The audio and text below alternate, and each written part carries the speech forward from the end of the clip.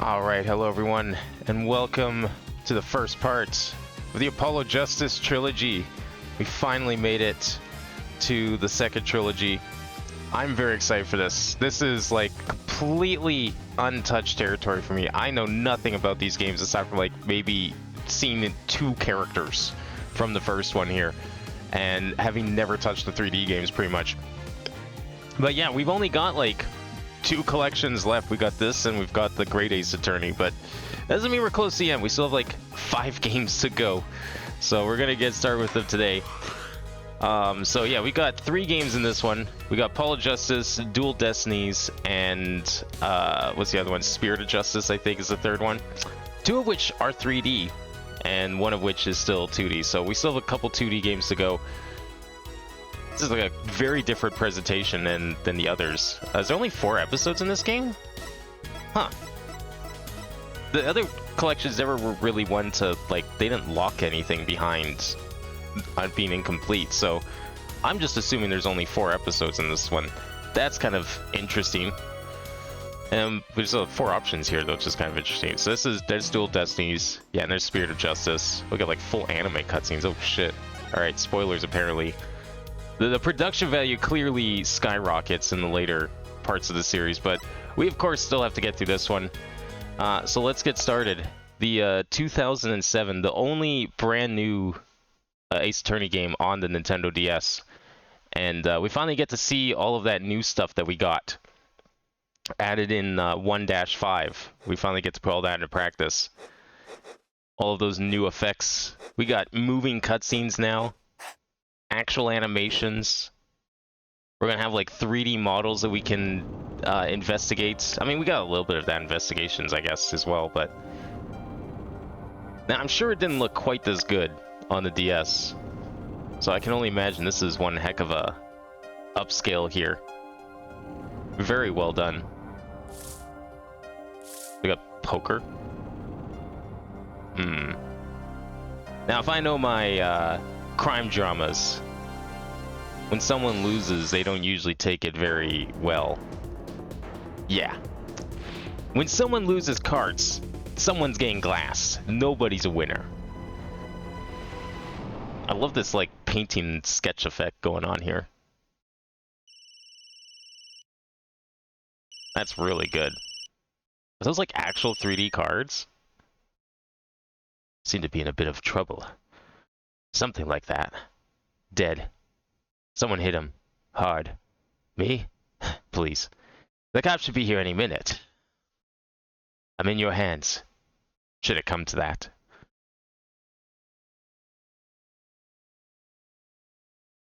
Ah, the classic. Some things don't change. Although apparently that painting's changed. I don't recognize it. Also, the text color's changed. It's like lime green now. Staring at this very scene for so many times, you notice all the little details. Also, I feel like other parts of this have been redrawn. Like, they didn't just copy-paste this from the first trilogy. I guess, I mean, obviously the original art's a little different. Like, I think the colors of the walls are different. That couch is definitely different. Something seems off about it. Plant's a little different. Like, it's redrawn slightly different, aside from, like, the obvious thing with the painting. Panicked, palms sweaty. I can admit it, I'm nervous. Oh, he's here. Who is this? Good morning, sir. You look tense, Justice. Wound up tight. Wound up, sir? No, I'm loose. I'm fine. That screeching noise. Is that your voice? I suppose it's to be expected.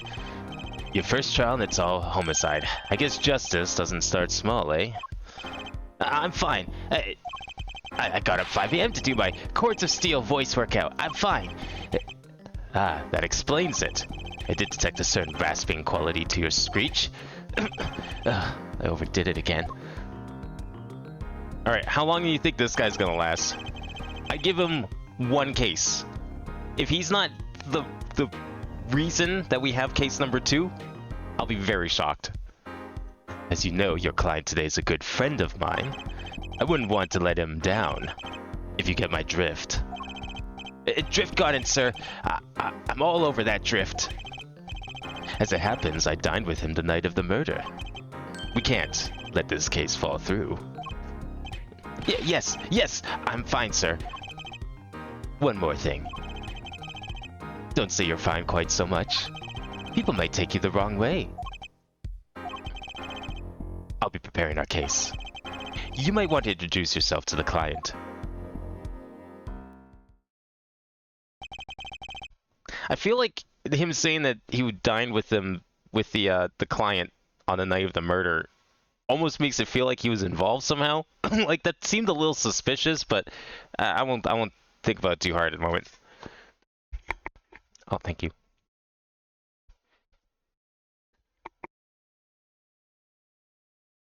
My name is Apollo Justice. If it isn't clear already, I'm a new attorney. And today's my first trial. Not that I'm worried or anything. The defendant has been accused of murder. My boss wants to help him out, of course. And so do I. I mean, there's no way he did it. Not him. No way. Is this Larry 2? I don't think this is quite Larry 2. Whoa! Good, morning. Morning. It's all up to you today. First trial nervous. Meeting him, cardiac arrest. I think I'm supposed to say something. Help? So, you're... Fine! I'm fine. Fine Justice is his name. Mr. Fine, is it? I did remember you having an odd name. Well, we're off to a great start. Are you sure you're okay? I mean, with me? Mr. Gavin's a top-notch defense attorney, and he's your friend. So why... You'll see. You can do it. Be confident. I'm really sorry this happened to you. I mean, It's time. Shall we? Yes, sir. Okay, I need to focus. First trial. Here comes justice.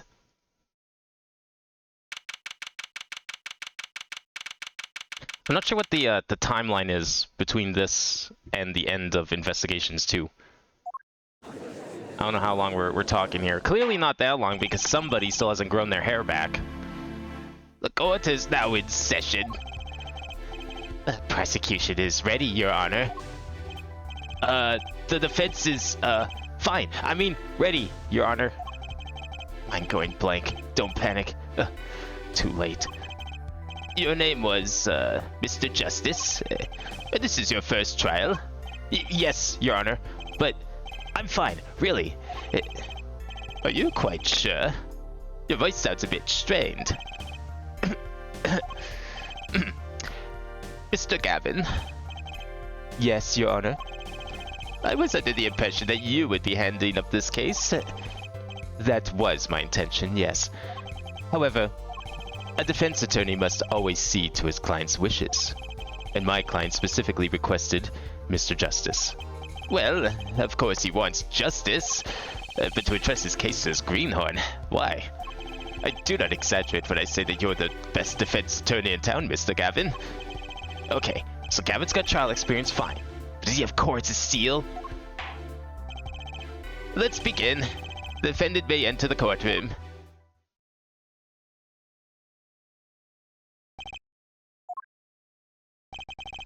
This is truly an unfortunate turn of events. I'm sorry we had to meet again under these circumstances. Long time no see, Mr. Wright.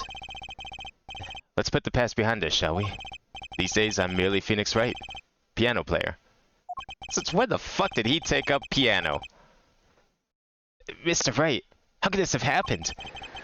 I won't speak of it further, then. If the prosecution would be so kind as to explain the charges. Mr. Payne? To think I saw you enter this room a fresh attorney, and now I'll see you leave in chains. Wow, so confident. You know, he's lost every single case. And yet he's so confident that this is going to be the one.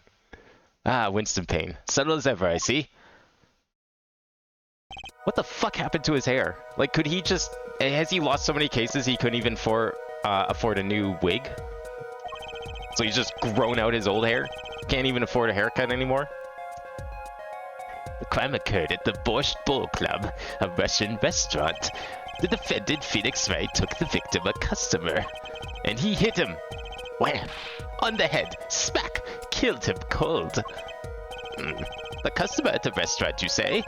And the defendant, you say he was? The pianist for the club, it seems. Felix Wright? A pianist? This is the weapon that took the victim's life. A bottle of grape juice. And grape juice is apparently our defendant's drink of choice. The court accepts the deadly bottle as evidence. Well, look how fancy it is now. We got animations everywhere. Something to note, Justice. All evidence is filed in the court record. Make a practice of checking it frequently. The court record. The court record. Right, I've heard of that. Use E to look at the evidence so far. I'm confident in your ability to handle this. Right, just use E. Sounds like it's time for some hands-on action. So, the victim was a customer at this restaurant. But just who was this, Shady Smith fellow? We believe he was a traveler, Your Honor. A traveler? According to his passport, he had been out of the country for a number of years. He had only returned to this country recently, though his place of residence is unclear. And he had some sort of connection with the defendant? That too is unclear at present, Your Honor. We believe they first met at the Borscht Bull Club on the night of the crime. If they had only just met, then why murder? Perhaps the victim slighted the defendant's piano playing? That doesn't appear to have been the case. No, the motive had nothing to do with the defendant's lack of playing skill. At least not piano playing. I'll let this photo explain what I mean. Playing some cards. As we can see, a game of poker was in progress at the scene of the crime. Wait a second. Isn't poker gambling? That's a crime in and of itself. Ah, yes, the version of America where playing poker is illegal. Of course. I guess they couldn't erase that from the case when they translate this game to English.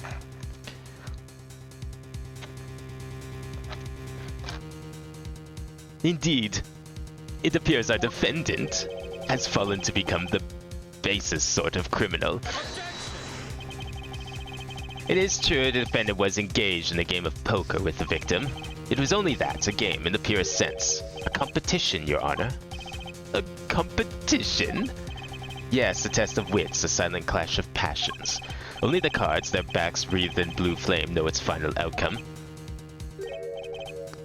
So that's why they were using chips, right? Because they totally weren't betting and actually gambling, right? Come again? The cards on the table had blue backs, Your Honor. I believe the defense was waxing poetic in an attempt to mystify those present and impress women. That will be our first order of business here, then. To find out more about this fatal game of cards. And those women. Very well, defendant. You will testify to the court about the poker competition held the night of the crime. My pleasure. Need something to track sort. Yeah, I guess that's true. I mean, you can probably use chips for that. It does make it a little more unfortunate that they're in the crime photo, though. Makes it harder to, you know, tell everyone that there wasn't any gambling involved. This is it. My first trial. Here goes nothing.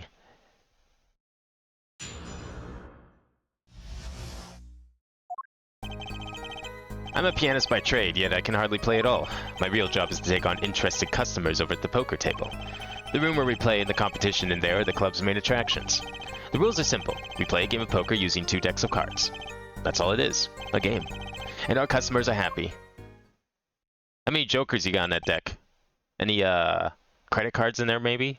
Got some blueprints, perhaps? A pianist who can't play piano? Better than a defense attorney you can't defend.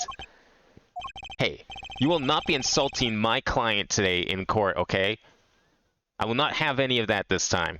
Very well. The defense may begin the cross-examination. Right, Your Honor.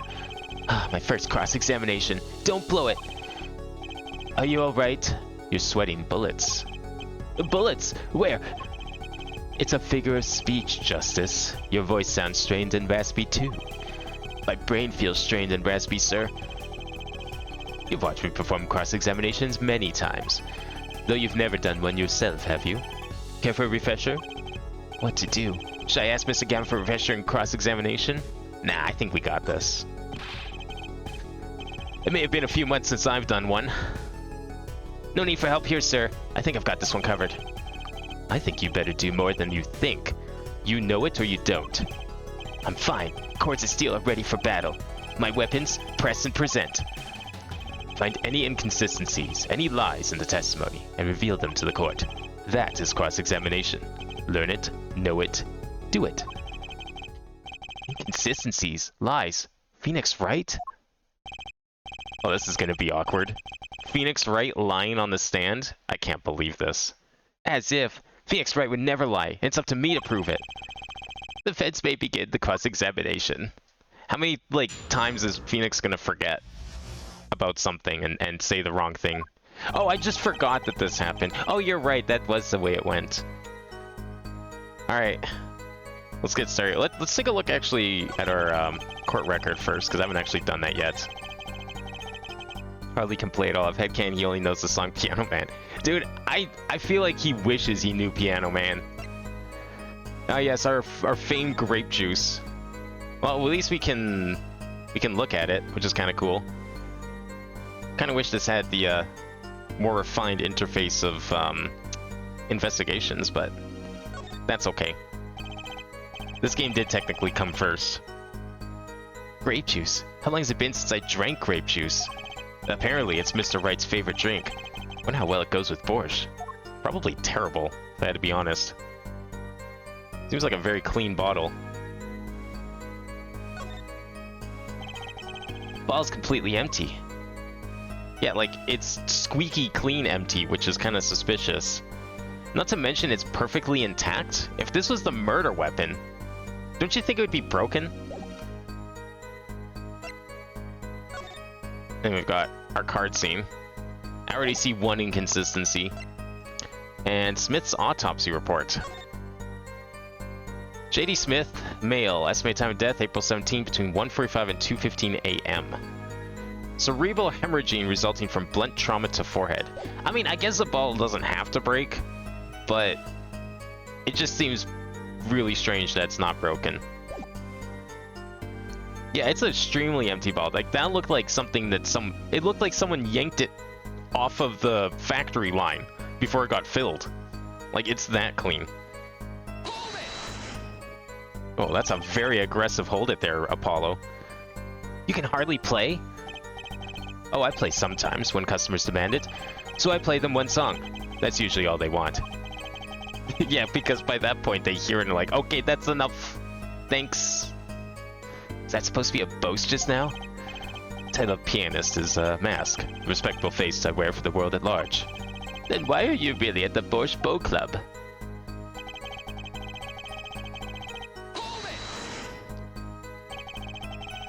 They pay you just to play poker? That would seem to be the case. I am a professional after all. Do I detect pride in that statement? It's just hard for an honest working member of society like me to imagine. Yes, your imagination was always a bit limited, Winston. What? I played poker for 7 years in that little room, and I've never lost once. What? You see why the customers come now? Defeat the undefeated poker champion. It's quite a draw. That is, I'm quite a draw. Wait, you never lost once? Not even one time? As I said, I'm a professional. He's played poker for 7 years and not lost once. Is that even possible?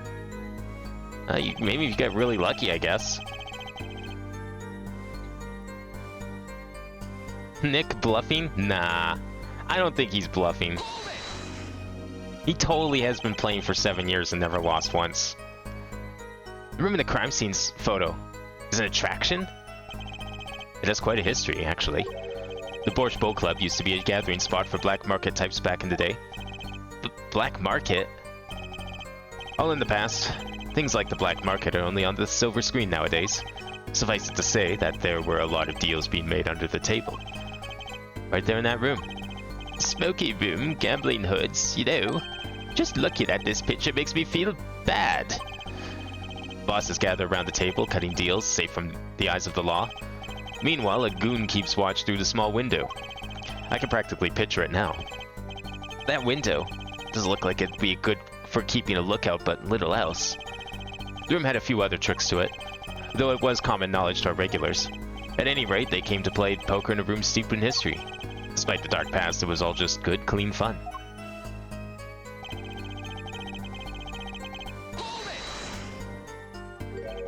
Two decks of cards. A simple measure to prevent cheating. If you alternate two decks, no one can slip in cards. There's something else I noticed. In addition to the cards at the table, there are some lines scattered on the floor. There's quite a few there. Precisely. Cards on the table, cards upon the floor, each one forming a complete deck. A crime scene painted blue by a sad sweep of cards. It's poetic, really. Incidentally, we use two types of cards at the club. One deck of cards was red, the other blue. As I recall in poker, you make 5-card hands. I can see how it would be easy to cheat. Yes, a game of hands. What is that supposed to mean? This competition you're talking about. I believe the court understands the nature of the game sufficiently. That's right. It was a simple game after all. Are you sure? Huh? People are not murdered over simple games, Mr. Justice. I don't know if I agree with that there, Judge. People get murdered over dumb shit all the time. Defendant, you were in the room the very moment the crime occurred. Yet you claim no connection to the crime? Now that's strange. What's strange? I was testifying about the competition that night. Asking me about the crime at this point is against the rules, Your Honor. Of course, I expected to hear a cry of objection from the defense. Completely let that one slip by. Don't despair yet, Justice. Sir? Right. There's something I'd like make clear, namely your connection to the case at hand, and I'd like to hear it from you. Sure, why not?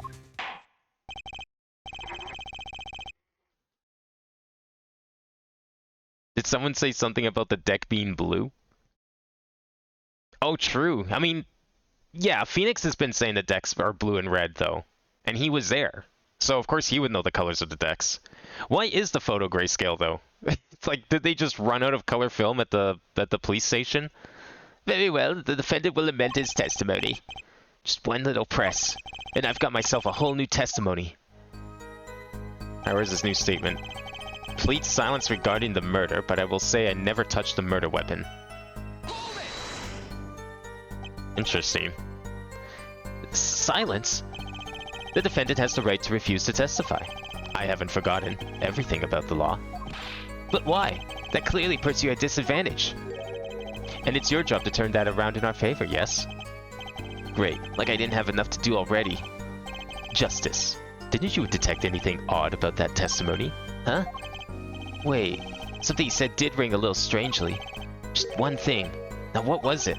When you figure it out, I'd suggest presenting evidence.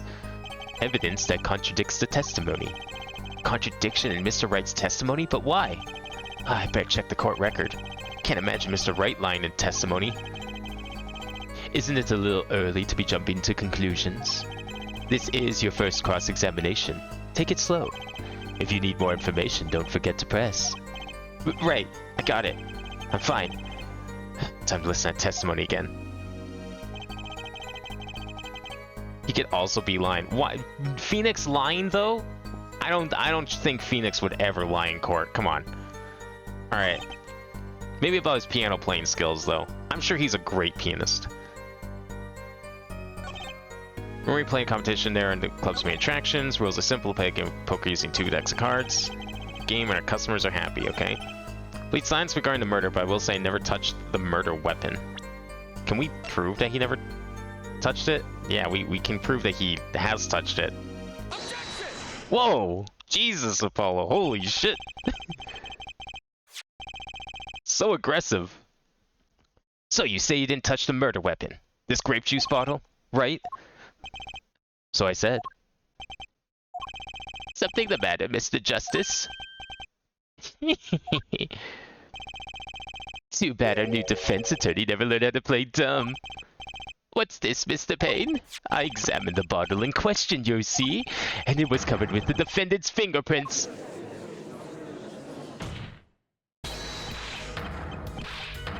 Objection! No need to shout, Mr. Justice. I can hear you just fine. Excess yelling can damage the judge's ears. And our case? But what about my quartz of steel? Anyway, what's so strange about fingerprints on a bottle in a restaurant? Well, that's true. The prints alone don't prove it. Oh, they wouldn't prove a thing if they were normal fingerprints. Huh? But the fingerprints on the murder weapon were upside down. Upside down? What does that mean? It means he was holding the bottle inverted, and there can only be one reason for that.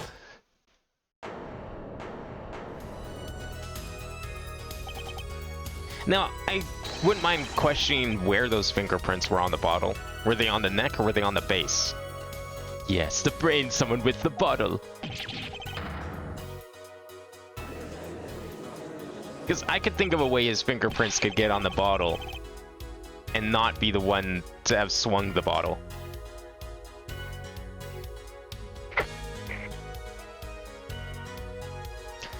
Mr. Gavin, I think things took a turn for the worse. Oh, I see no problem, Justice. Huh? The only thing that matters is the truth. There's a good reason for everything. You'll see. Defendant, can you explain your fingerprints on this bottle to the court? I stand by my plea of silence regarding the murder. For now. Not very cooperative, are you? This could hurt your case. I'm sure he's uncooperative because he's hiding something. There must be some reason. Why does Payne have, like, a beak mouth? Like, his mouth looks like a platypus beak. Your Honor, you seem to have forgotten something. And what might that be, Mr. Gavin? On the night of the crime, who was it that reported the murder to the police? Reported? Well, that was the defendant, Mr. Wright, but still, that... Really? Yes, well, according to the case file, the murder was reported from near the scene by a call from the defendant's cell phone. Near the scene? Let's take a look at a diagram of the murder scene, shall we? The victim was murdered in a small room in a basement 2 floors down from the ground level. Of course, cell phones can't get reception so far down. The defendant used the stairs in this hallway to go above ground. The call came from the first floor of the restaurant. That's a really beat down up restaurant. Like, there's cracks everywhere. Was the piano covered in snow? Or is that just like the most dust in the world? I like how Apollo pressed this part of the testimony and made his case worse. You know, Phoenix Wright didn't make that mistake his first day in court. Dude, Kristoff is probably gonna, if he's not involved in this, he sounded suspicious. He was apparently, okay, he did say he was having dinner with the defendant the night of the crime. So yes, that is very suspicious. But if he's not involved in this case, I'm calling it now, he's getting fucking murdered next case. It has to be tradition at this point. I see. And this is the cell phone that made the call? Wow, he's still using that thing? Jeez. Isn't it like... Okay, the last game took place in what, 2019? It's now 2026. We're in the future, and he's using that. The defendant could have just fled the scene of the crime if he so chose. Yet, he fulfilled his duty as a citizen and reported it to the authorities. And you claim he is being uncooperative? Nice save, Mr. Gavin. I better not waste this. I think his prosecution has toyed with our client enough for the time being. Toyed? I assure you no one is more serious about... What was it you said? The defendant was in the room the very moment that the crime occurred. How can you possibly know this? That's a good question. How indeed? The answer is simple, Your Honor. The prosecution has a decisive witness. I want Payne to be the perpetrator for once. Like, why couldn't he have been personally in the room this time? And that's why he knows. Because he's the one that killed him. And then framed Wright. As revenge. You're as good as they say that you are. Someone else was in the room the night of the crime. That must mean they witnessed the crime. Everything up till now has been a warm-up, Justice. Are you ready? Very well. Prosecution may call its first witness to the stand.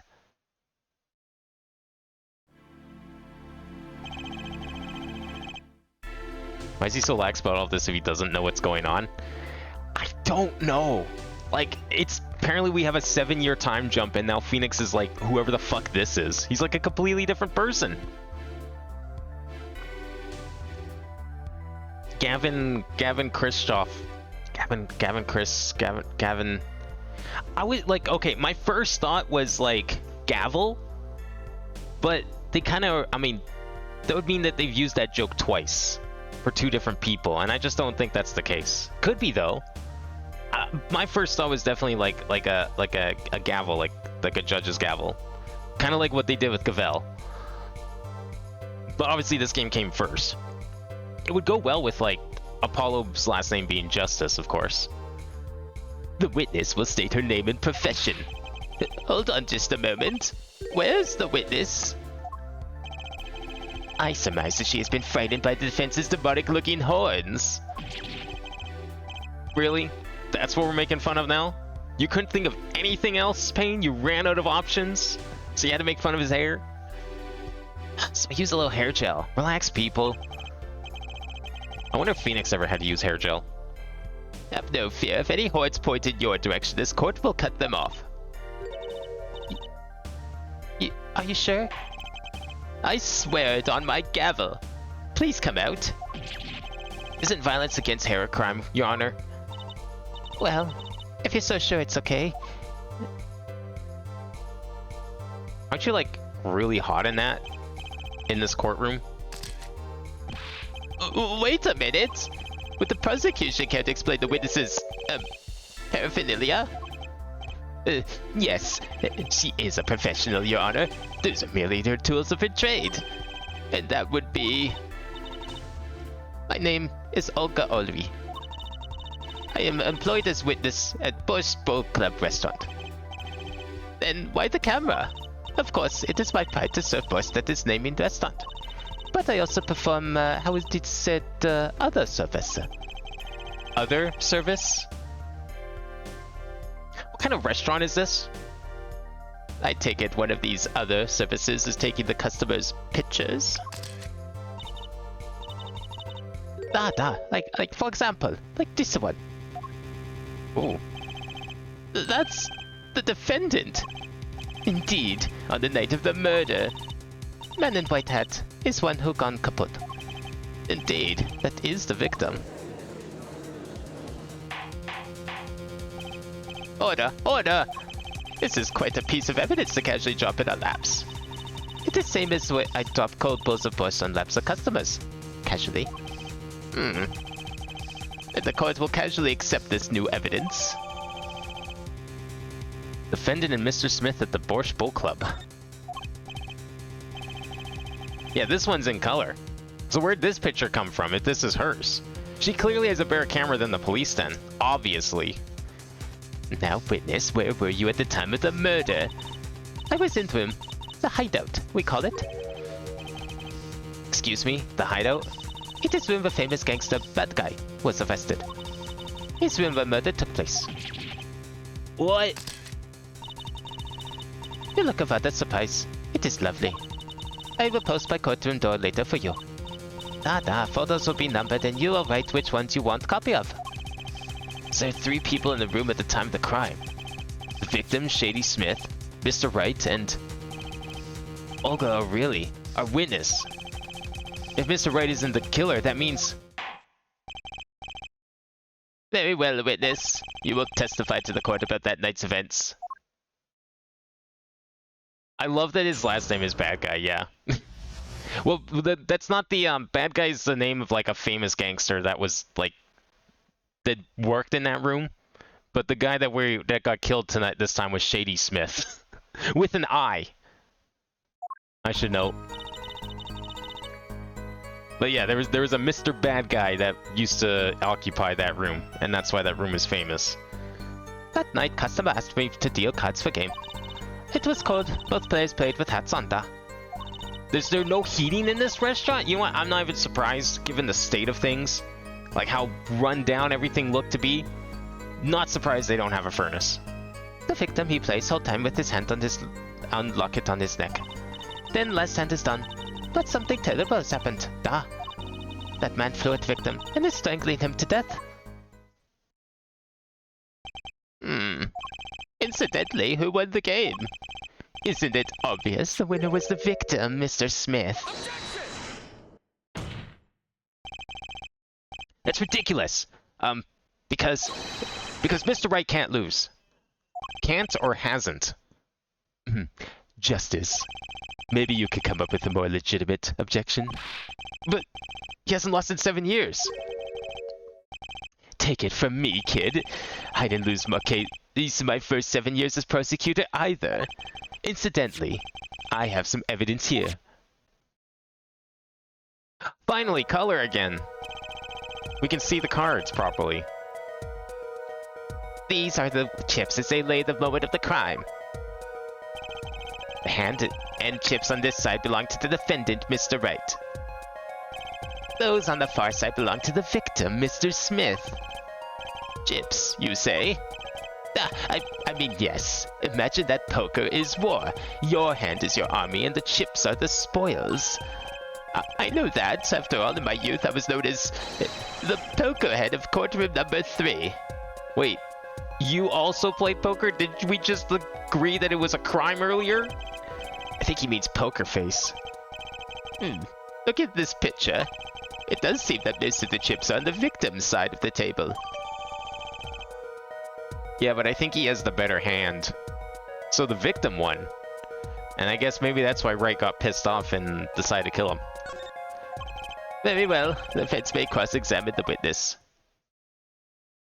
It's Russia. It's probably cold on purpose. That doesn't make any sense. You telling me they don't use heating in Russia? I can't believe that. Why would you deliberately, living in a winter-locked country like that, choose not to use heating? That just seems stupid. No wonder those people are depressed. Doesn't poker have a center set of cards too? It depends what kind of poker you're playing. They're playing 5-card draw, not Texas Hold'em, which I think is like more well known in Japan than Texas Hold'em. I'm not sure. Although Yakuza tends to be Texas Hold'em over 5-card. But that's like all I know. I think Japan is more familiar with 5-card because like anytime I've played a poker minigame outside of like Yakuza, it's always 5-card draw whenever it's in like a Japanese game.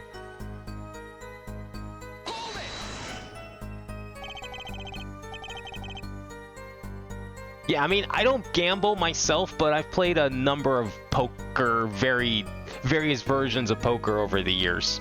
I'm no stranger to the game. I just don't do casino shit myself, that's all.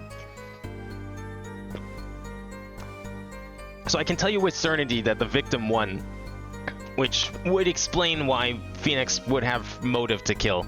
Because if it's his first loss in 7 years, you know, that would definitely piss anyone off. You were dealing cards. Do you do this often? I'm doing this. If customer wishes it, I've served anything. Boss cards, more boss. It is my work. It's good to hear of a place that hasn't forgotten the meaning of service. Welcome you to Boss Bowl Club, where boss is as warm as the waiters. So, ice cold? Thank you for not handing out our flyers during the cross-examination.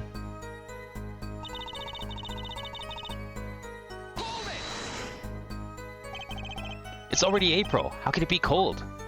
At Boss Bowl Club, we have pride in authentic Western Western theme. Outside it is city in spring, but inside it is always as cold as Mother Russia. No way I'm going there. So it's part of the gimmick. It's deliberately cold in there. That's why the piano's covered in snow. They make it look run down on purpose. Way to, like, sell your country there. Come to the Borscht Bowl Club where it's always cold and the place looks like shit. Just like how it is in Russia. The authentic Russian experience. When it comes to hot boys, cold is best seasoning, da.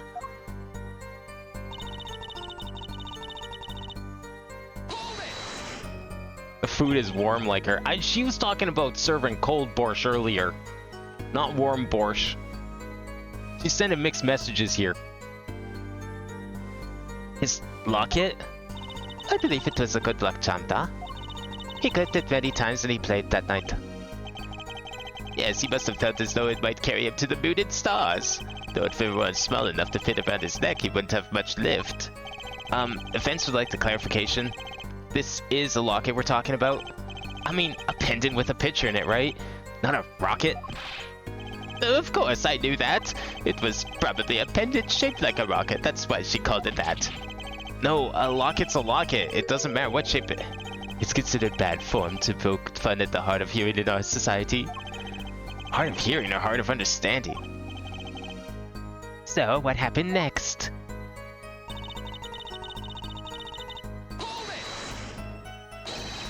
Something terrible? Vince will refrain from needless shouting. Sorry. I need to seriously reconsider this vocal training thing. Now, Miss Orly, can you tell us what happened? Oh, I was so frightened. I remember trembled with fear.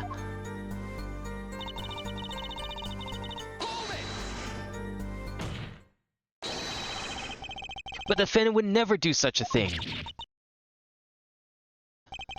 Well, now I can't say I've ever heard the defense try this tactic. If possible, please. Refrain from embarrassing me. Still, why would anyone do something like this over a game of poker? Perhaps it is because defendant has lost game. Yes, and the crushing defeat for a man undefeated. So it is always with men like him. Winners make sore losers. Oh, how the mighty have fallen. Go ahead. I believe you know what it is you need to do. Right, sir. Leave it to me. There were only 3 people in the room at the time of the murder. The victim, Shady Smith, Mr. Wright, and if Mr. Wright isn't the killer... Ah, got you now, Orly. Alright. So where are we catching her on? It was cold, both players played with hats on. Okay. Do we have proof that they did? Like, why is that relevant? Victim, he plays whole time with his hand on locket at his neck. Do we have a picture of him with a locket on his neck? Okay. I guess that could be a locket. Sure. Why not? It's cold in here. That's why Phoenix is wearing flip-flops. Everything's covered in a thick blanket of snow. And Phoenix is just sitting here wearing flip-flops like it's nothing. That's the real crime. Man's insane. Wasn't all in this picture, besides the cards. You know, I kind of want to compare that picture to this picture. How similar does it look? Huh. Okay. Just wanted to check something. Last hand is done, but something terrible has happened. That man flew at victim and is strangling him to death. Well, that's not how we were told it happened. At all, really. Oh, really? Strangled, you say? That's odd. Normal customers only talk on burst. No, I mean this report shows the victim died of a blow to the head. Miss Orly, really now? Did you witness the crime?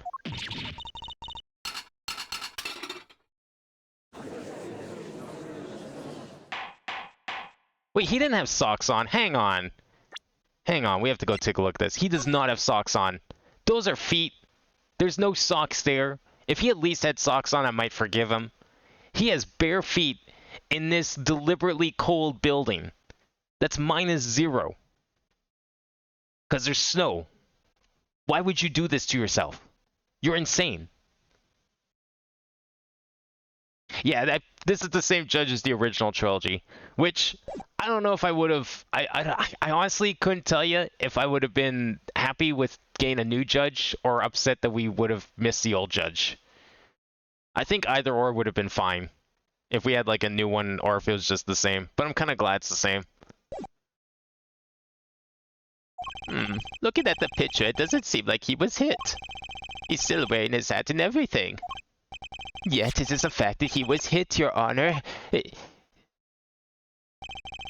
Here's a photo we took of the victim with his hat off during our investigation. Well, that's quite shocking, isn't it? This head certainly was hit. Why can't the police afford color photographs? But, I have seen the top hand. The defendant, he lunged at victim in his neck. Oh, really, Miss Orley? I think I've caught you in your own lie this time. Justice, I admire your enthusiasm, but perhaps you should think this through once more. What do you mean? I found a contradiction. There's one thing in her testimony that troubles me. Very well. It seems we should continue the cross-examination. Such a thing as thinking too much. This horse is dead. Let's stop being it. There's such a thing as thinking aloud too much, too. Okay. Victim plays neck. Last hand is done. Something terrible. Defendant tried to strangle victim. He hit him with bottle. Tried. We don't have evidence of that. I mean, I guess maybe not necessarily any results of that. That's a pretty strong blow to the head, though. Okay.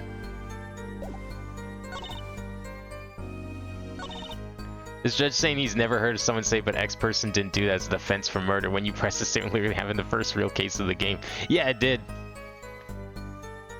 I think the judge, I mean, look, the judge is probably like 70 years old. It's a wonder he's even able to come into work anymore, okay? Gotta give him a break for some of these things. He forgets things that happened 5 minutes ago in a case. I don't think we can expect him to remember something that happened 7 years ago.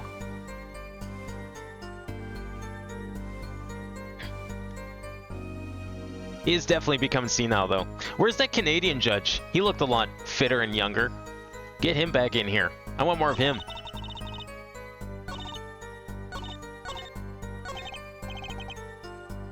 Okay. It's 3 people in the room. Victim, yeah, okay. It's obviously her, so how do we pin her for it? I mean, this is the tutorial case. It's not going to be any more complicated than that. Did I press this last statement? No, I guess we need to press this first. I forgot to press this. Right, because it changed after we presented the bottle. Or the bottle. No, not the bottle, the autopsy report, whatever. You didn't say anything about hitting before. So sorry. I must be forgetting this, yeah.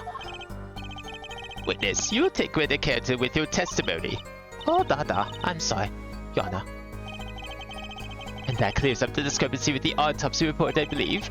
Defendant made to strangle his victim, then changed his mind, and chose a simpler, blunter means to do the job. Yes, that sums it up nicely. So he strangled him, then hit him? Something's fishy about all this. Okay, that last statement still feels really wrong, but I need to take a look at everything to see what's going on here.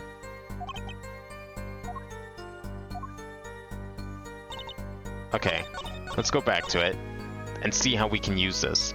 Defendant tried to strangle victim. He hit him with bottle. We have this picture for sure. That's one. Not really, I mean, there's no marks of strangling. We could present that. We don't have proof of an attempted strangling in either of these photos, really.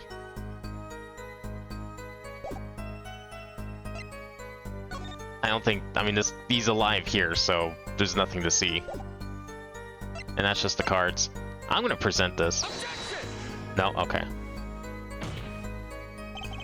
If you didn't kill, it could be nothing, and also lack of check permanent, so it still may be X. Yeah, 0 marks on neck is what I was going for here, but apparently this is wrong.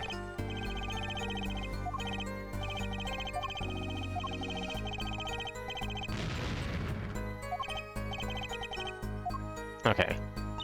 So that's not it. Last time it's done with something terrible has happened. I think the rest of this just setup, though. Plays hold time with his hand on locket at his neck.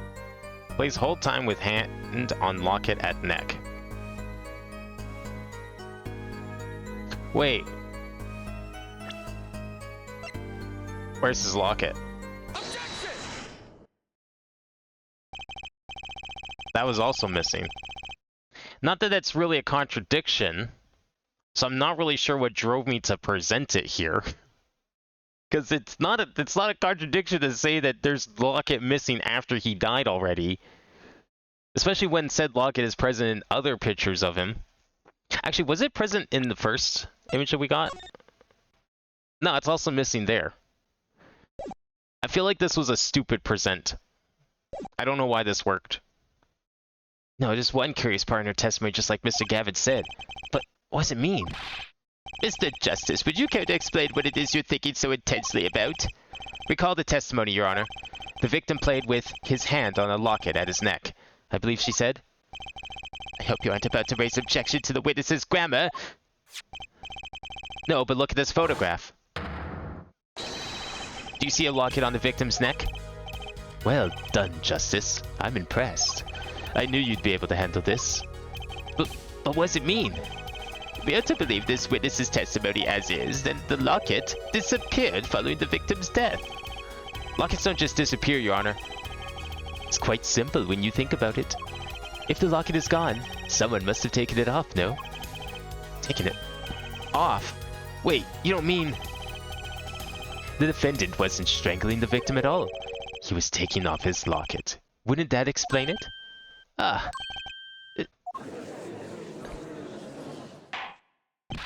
The crime scene photo shows his hand with 3 cards face down. Yeah, I noticed that earlier. I'm sure they'll come up very soon. That the 2 photos have different states. The defendant! What do you have to say to this? Say. Yes?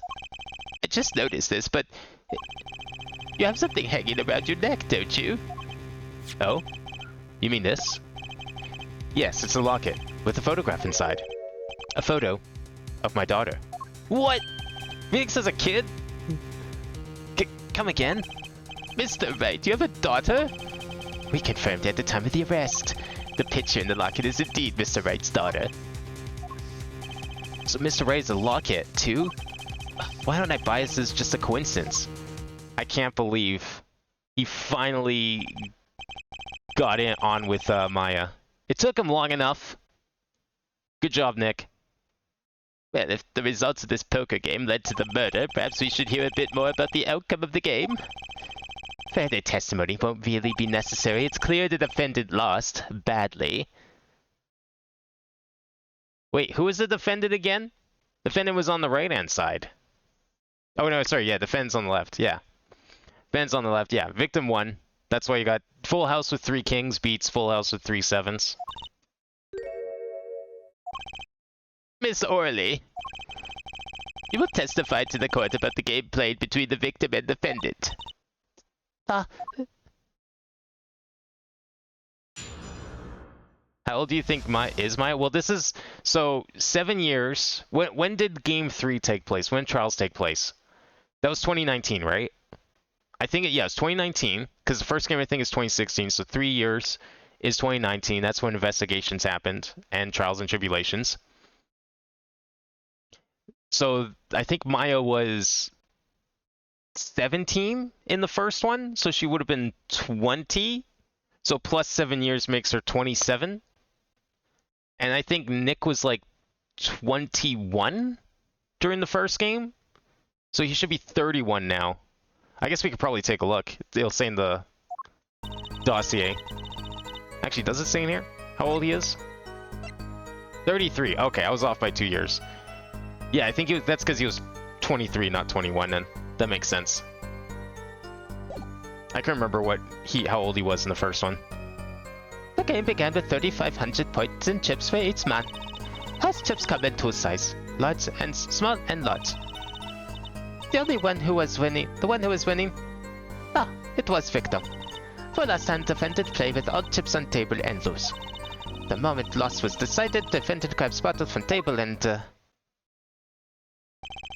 Indeed, looking at this picture, it does seem to be a one-sided game. As the court knows, poker was the defendant's life. Failure must have been a bitter pill to swallow. Ah. Oh, get out of here. As how many times have I heard those words? I done it in a fit of anger, Your Honor, and now I regret what I've done. A common tale, but true. He thinks the judge watches too many old court movies. Mr. Wright said he hasn't lost in 7 years, so his testimony must be wrong. I don't get this, like, hang-up here, Apollo. Stop getting hung up on that one line. It doesn't mean anything. Phoenix would never have gone hung up on that line.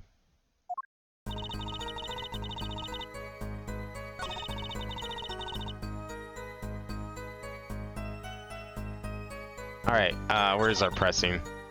I thought I pressed press, it didn't press. Are those the usual starting points? Were any special rules used? No, not special. Usual game, usual rules. If each man began with 3,500 points, then the total would be, exactly 7,000 points. Please, this isn't calculus, it's not even long division.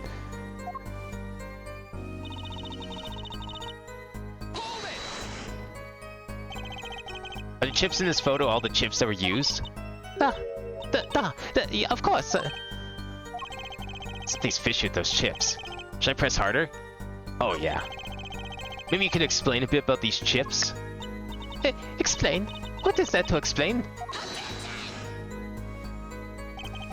Poker chips are poker chips. They're not fish and chips. Not chip off the old block, not a motorcycle cop, not a... thanks. Now that I've asked her, I'd better ask something. What are these chips worth? Are they in dollars? Or rubles even? Yeah, as I've said before, it was a game, not gambling. Hard perhaps for a capitalist to understand. Whoa! 2 types of chip. 100 points chip and 1,000 points chip. It is not moneta. Justice. Sir, don't you find her comment interesting? In more ways than one, sir. I'd have it added to her testimony myself. Well, does the defense want the witness added to her testimony? Yes, I do think this deserves further scrutiny. Add it to the testimony. I wish I knew where I was going with this. Very well, witness, if you'd be so kind. Your Honor. Does that pick up all 7,000 points? I want to check it out. This one, right? Let's see. So 3,500 points each. So 1, 2, 3, 4, 5, 6, 7, 8, 9. She said, how much were the big ones? 1,000? That's more than 7,000. I know she just said it. I forget what she said. I'm gonna go back and press it. Oh, here we go. Right here. Oh, yeah. The other kind's worth 1,000. 2 kinds in all. Then why the fuck are there 9,000 plus points on the table? At most, there should be 6 of the black ones and 10 of the other ones. I think she has this backwards, my friend. But okay, let's see where she goes with this. Mr. Gavin says testimony is important. To be honest, I have no idea why. Mr. Justice, do the court a favor and think of what you want to say before raising your hand. You're not in kindergarten. Sorry. I'm fine. I'd better think of something to ask. And quick. The 2 types of chips. The small ones are 100 and big ones are 1,000. Right? Right, of course. Don't waste our time. Is that all? Yeah. Great. Mr. Gavin maybe stop her. Now I'm the one who looks dumb. Oh, Justice? Please try not to embarrass me like that. Huh? Who, me? There's a clear contradiction in the information you have in your hands. What? It's a simple matter of calculation. Go on. Try it. We're not in kindergarten after all. Calculation?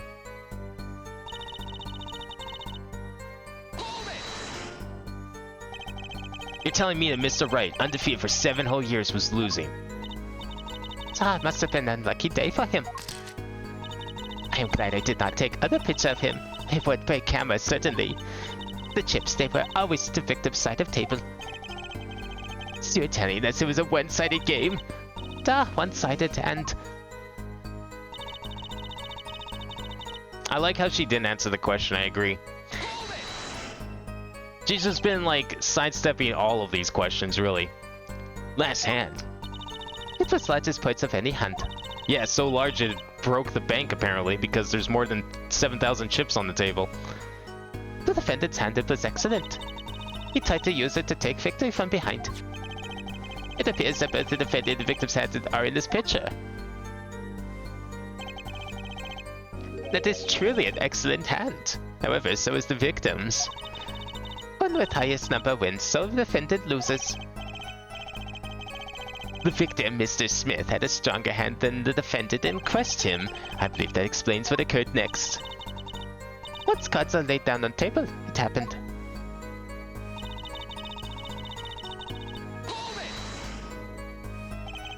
And what happened next? Even to think of it now, I shake and tumble now. I did not believe such a thing would happen. What such thing?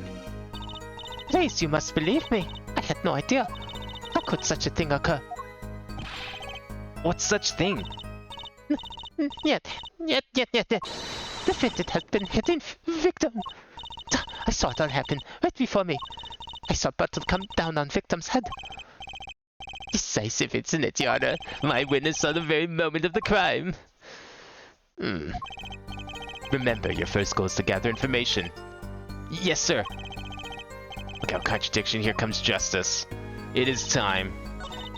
Alright, present that picture.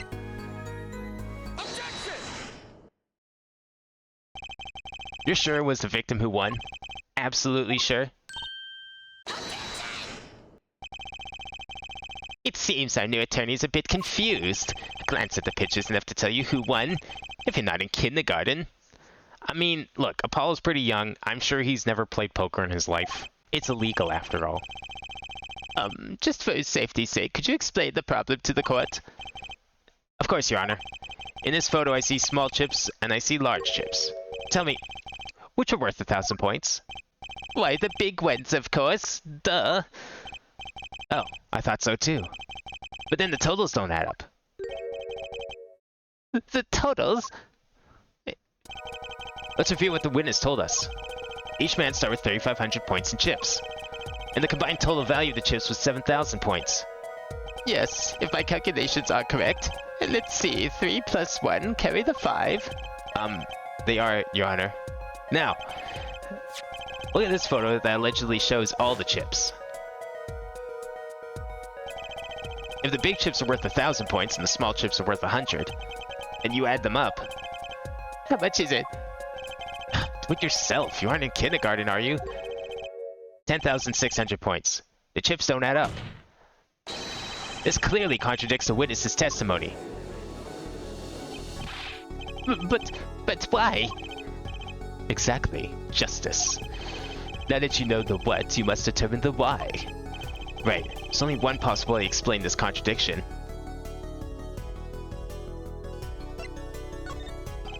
Each man begins the game with 3,500 points. If all the chips are indeed shown in this photograph, there can only be one answer. Well, what is it? The value of the chips was the other way around. What? Want to know what I think? Small chips were worth 1,000 points, not the big ones. Madness! Utter madness! Show me the photograph of chips again. There's 6 small chips and 10 large chips. Why, that does make 7,000 points when you add them up. Excellent work, Justice. It's almost as though you figured it out by yourself. Well, I'm just glad I was the one who said it. But wait. The value of the chips may be different, but that changes nothing. Indeed, the victim did have the larger number of chips still. Ah. Exactly. If the small chips are 1,000 points and the large chips are 100, let's do a little math. Add up the points for each side of the table. The victim, Mr. Smith, had 2,900 points and the defendant had 4,100 points. Well now, seems that Mr. Wright was winning that night after all. That's impossible! My client had even less reason to kill the victim. After all, he was winning. Now, Miss Orley, you must have known the true value of the chips. Since you were there at the scene of the crime. Weren't you? I mean, she just said that she was, unless that was also a lie.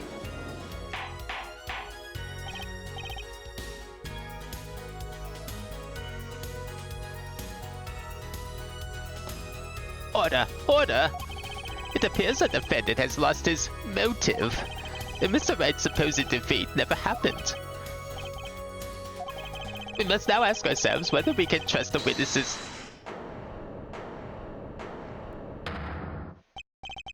Excuse me? What is it, Miss Orley? I did not want to be saying this, but, actually, you see, See what, Miss Orley? What do we see? In the last hand, there was a cheat. A cheat? You don't mean... a trick? Wait, or do you mean... a scam? All the same thing. Yes, there was cheat in last hand. That is why game ends with chips as they are. Great, just great. First we have lying, now cheating. Well, this case certainly has taken a turn for the interesting. Witness, you will please testify to the court. Tell us about this cheating in the final hand. She better know all about this cheating since she was, in charge of the cards. The last hand, both men had full heads. There is 4 of each card in deck from ace to king. If you look at both men's hand, cheat is more obvious. Let's take a look at both men's hand. 3 sevens, 3 kings, 4 aces, diamond, spade, heart, club, diamond, heart, spade, heart, diamond, club. There's a 2 of spades down there. I see some sort of heart down there. Can't really see what it is. Oh, but the other one. The one that we know is a contradiction. Oh, it's kind of hard to determine what any club cards are, except for the fact that now it's obvious where the cheat is.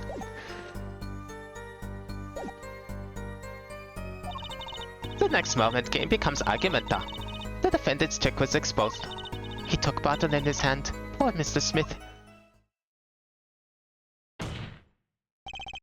Miss Orley, why don't you tell the court about this from the very beginning? I smell a cover up here. Well, folks, it's time to throw back the covers. A full house is a very high-scoring hand. Not easy to make in my experience. That alone is enough to suspect less than scrupulous tactics. Mr. Gavin? What's a full house? Lawyers these days, you don't know your poker. I can't say this bodes well for your case, or career. I mean, even if you don't know poker, it's relevant to the case. You should have done some research. What is this, some kind of secret court poker ring? Justice. You know the terms 1 pair, 2 pair, and 3 of a kind, yes? Yeah, no problem. And 2 cards of the same number make a pair, and 3 makes 3 of a kind. Good. Now picture a hand with 1 pair and 1 3 of a kind. That's right. That's a full house. That doesn't sound very easy to make, does it? You can see each player's hands in this photo. They have all aces on the field in this picture, but if we take a look at the black and white picture, it turns out that the victim actually has 2 ace of hearts. But Phoenix did say they were playing with 2 decks, so maybe they got mixed up at some point. Apparently they were playing with 2 decks to prevent cheating by rotating the decks, not combining together, mind you. They're only playing with 52 cards at a time. I guess that didn't really work out in their favor. Wow, they both have full houses. We don't know which cards they're using, though. We don't know what the backs are, and the one that does show the backs is black and white, so we can't even tell. We forget there's an easy way to make a full house and go undefeated for 7 years. You cheat. The defense may cross-examine the witness. If he did cheat in that last hand, that still leaves one important question. Mr. Wright lost that hand. Who's ever heard of a professional con man losing when they cheat? Yeah, why would you cheat to lose? That doesn't make any sense.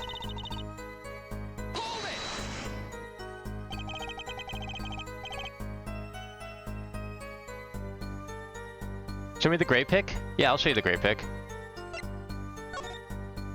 Yeah, guy's got 2 Ace of Hearts. And obviously we know that these cards are turned over, which contradicts the color pick. But we're not worried about that right now. But yeah, like, spade, diamond. There's the 7 of hearts. There's 2 Ace of Hearts there. So not only is are the cards in a different orientation, but the cards are completely different. And we don't know what cards they're using anyways in the color pick because we don't see the backsides. And it's black and white here. That looks like heart and club too? I don't know, that looks like another heart there. That is definitely a heart. A club, if I know it's low resolution, but if they wanted to make that a club, they would do more to indent it, I think. It's also only got 3 sides. You wouldn't draw a club that looks like a triangle from afar. You would draw a heart in that style. And it looks almost the exact same, like they copy-pasted the shape, moved it over to this card and rotated it a bit when they made this picture. If that's supposed to be a club, that's the shittiest club I've ever seen. Horribly drawn. How hard is it to make a full house anyway? It is quite hard, da. It is making a pair and 3 of a kind at the same time. I guess that's right. Very difficult to be sure. You can take my word as the poker head of courtroom number 3. Very difficult, da, but it's not impossible. Okay, full house, hard. Slant question, waste of time.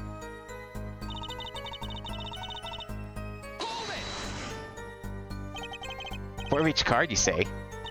Da, there's 1 spade, 1 diamond, 1 heart, and 1 club for each card. It is interesting fact that this number 4 comes from the number of seasons. Huh, you don't say. Did you know that the cards are numbered 1 through 13? And on the cards in the deck, you get 364 a year. Not quite. Don't say. Isn't that 1 day short? That's why each deck has 2 jokers. They say the second joker stands for the leap year. Thus you have a perfect representation of the year, all in a deck of cards. Huh, you don't say. We're going to be in this courtroom for a year if it keeps going like this. I feel like half that information isn't even correct.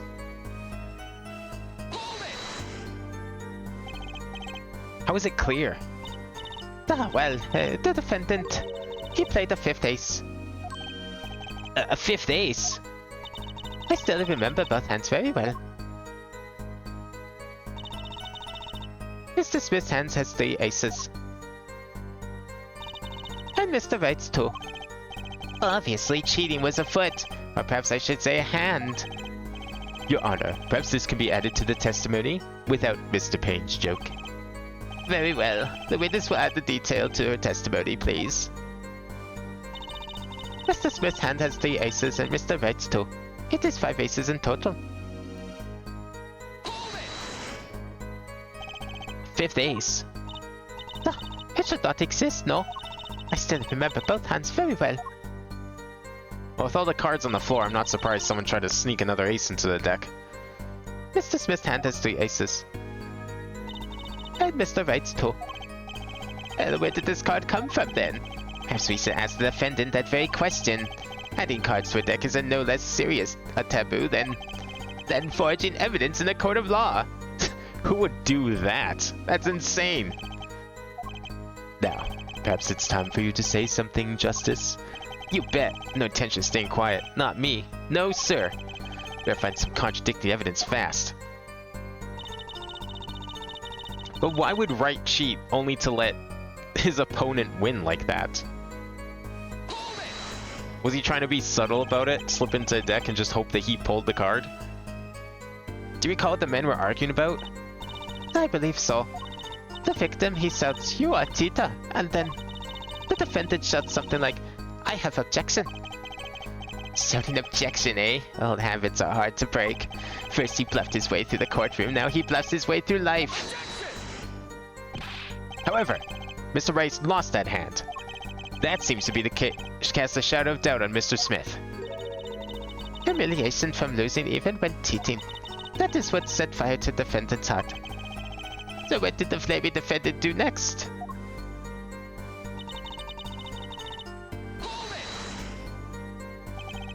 By bottle, you're referring to this? No, the defendant uses this bottle to... This behavior is a mission of cheating by the defendant. Why use a grape juice bottle? You'd be surprised at what can be used as a weapon. This juice is recommended drink of Bush Bull Klepta. This year's vintage is remarkable for its hefty flavor. Hefty enough to brain a grown man, apparently. First she says it was serious competition, now he says there was cheating. You would think that the drink of choice at a Russian restaurant would be, I don't know, vodka maybe? Justice, notice anything odd? Her testimony keeps changing. Now she says the defendant cheated. Actually, yes, had noticed that. Let's get to the truth about this cheating first, shall we? Right, leave it to me.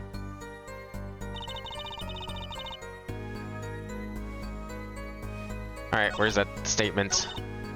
Yeah, 3 aces and 2. Well, we're gonna leave the other one for now, since it's a little ambiguous whether or not that's an ace is a heart or a club. But clearly in this one, we can see that there's no cheating present. All these cards look pretty legit, at least as far as these sides are concerned. Appears a witness is mistaken. Yes, taken, but my name... Look, this piece of evidence clearly contradicts what you said in your testimony. That's the photo of the chips, is it not? Justice, perhaps you ought to explain your point in a way that the judge can comprehend. In other words, use your finger to point out your point. Yes, please point out the contradiction in this photo. What particular point contradicts the witness's testimony? I guess probably this one, hey? The third king. Miss Orley, in your testimony you made the following claim. Mr. Smith's hand has 3 aces. But as you can clearly see, the victim's hand only held 2 aces. Well, maybe the witness was simply confused. Perhaps it was the defendant's hand that held the 3rd ace in question. Take another look at the evidence. As you can see, the defendant also had 2 aces in his hand. Where's his 5th ace? I see cheating, alright. It's going on right here in this courtroom. 2 aces in each player's hand does make 4 aces total. Hardly proof of cheating. Wait, please. It is true. I have seen it. The 5th ace. There was a cheating, I swear to you. That's odd. She must be lying. She's the most sincere I've ever seen her all day. You're right to trust your instincts. Mr. Gavin? Who knows what lies in store for us in the trial ahead? Your Honor, if I may, I have a suggestion. What might that be, Mr. Gavin? If you don't mind, perhaps you might examine the actual cards. The cards? Mr. Payne. Yes? The players' hands that night were set aside as evidence, were they not? The defense would like to request that the cards be shown to the court. Very well, the prosecution will submit this evidence. Which will you examine, the victim's cards or the defendant's cards? These cards don't prove cheating was going on, nothing will. Now, which of these hands is more suspicious?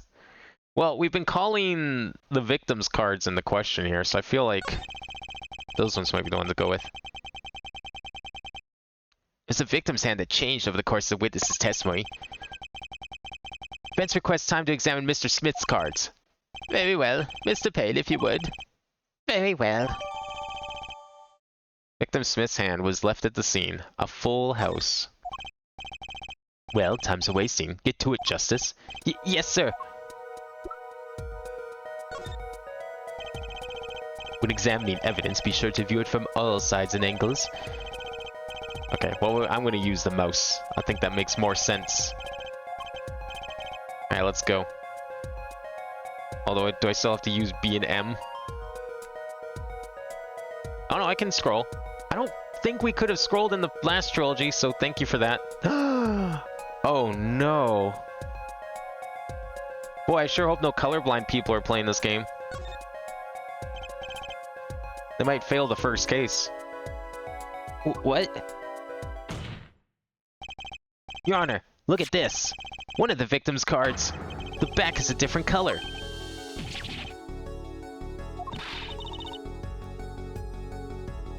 That's impossible.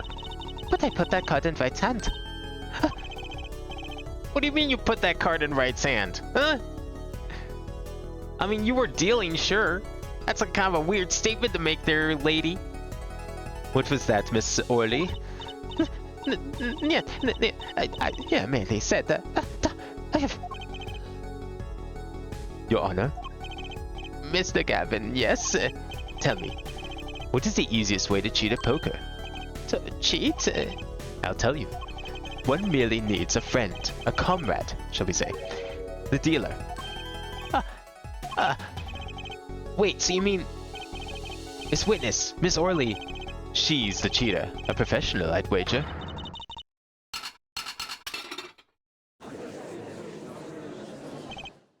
Order, order! Focus, Justice. Time to take advantage of her. I mean, of her mistake. Your Honor, please recall the testimony we just heard. And then Apollo immediately shows up behind the witness stand in the next case because of that statement. The end. That's impossible! But I put that card in Wright's hand. Ergo, Miss Olga Orley conspired to cheat, not with my client, but with the victim, Mr. Shady Smith.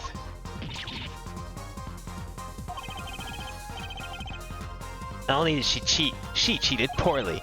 Therefore, it's not hard to imagine an altercation between her and the victim. Wait, you don't mean...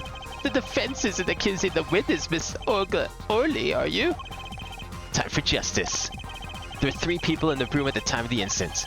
If Mr. Wright isn't guilty, that means I am. The offense accuses the witness, Miss Olga Orley, of murder. I think we just murdered the defense, or the witness. You don't think red blue is a possible form of color? There's like true color blindness. It's rare, but like it is actually possible to have red blue. I forget the name of it. It's not as common as red green.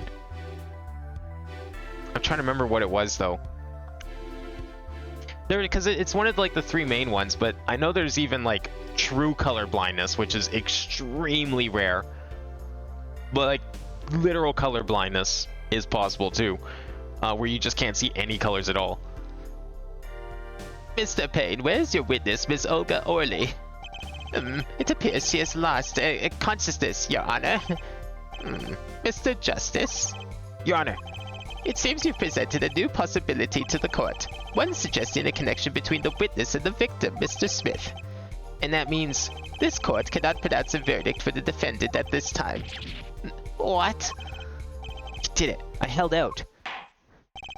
I see no point in prolonging this trial this day. The prosecution will need to make a further inquiries.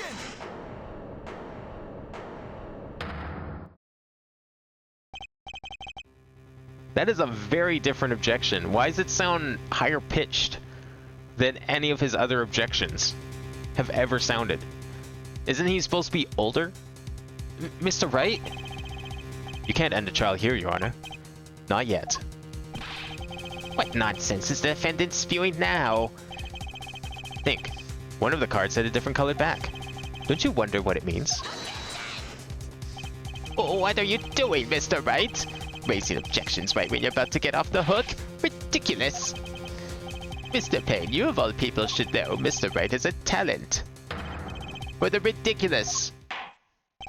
Perhaps we should get to the bottom of things. Let's clear up the facts about the game that fateful night. Age doesn't make your voice higher pitched, it makes it lower pitched and gravelly. That sounded like a kid who said objection. I didn't even recognize it when it was said, because it didn't sound all like Phoenix. I thought some kid burst onto the scene.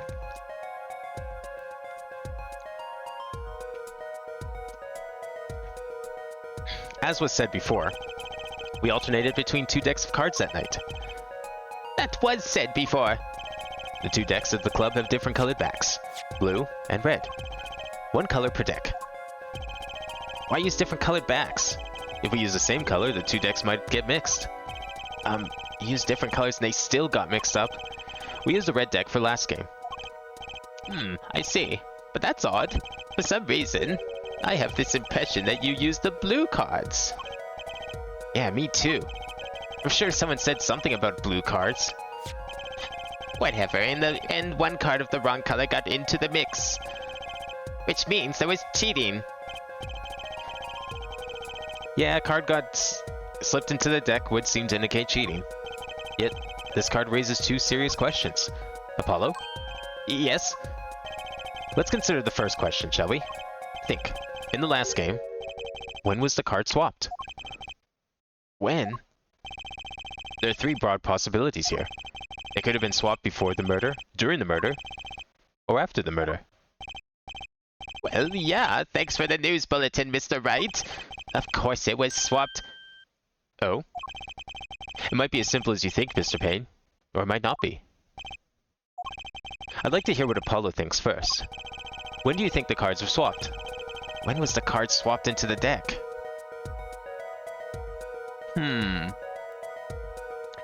Given the evidence that we have here, and the little details that we've noticed, I'm going to say after the murder. Perhaps it happened after the murder? Oh, what's that? Ridiculous! What's the point of cheating after the hands have been shown? That's silly. How do we know anyone cheated? Why are we saying for sure that someone actually cheated and this wasn't just a setup by whoever actually killed the victim? Objection! Yes, but tell me, how do you swap cards during the game? I'll take silly over impossible. Take it from me, son. There's a lot of silly in this world, but very little impossible. Yeah, like capes lifting themselves up all over top of busts. Yeah, I guess he wasn't here for this one. For that one. Oh, even when the backs of the cards are a different color?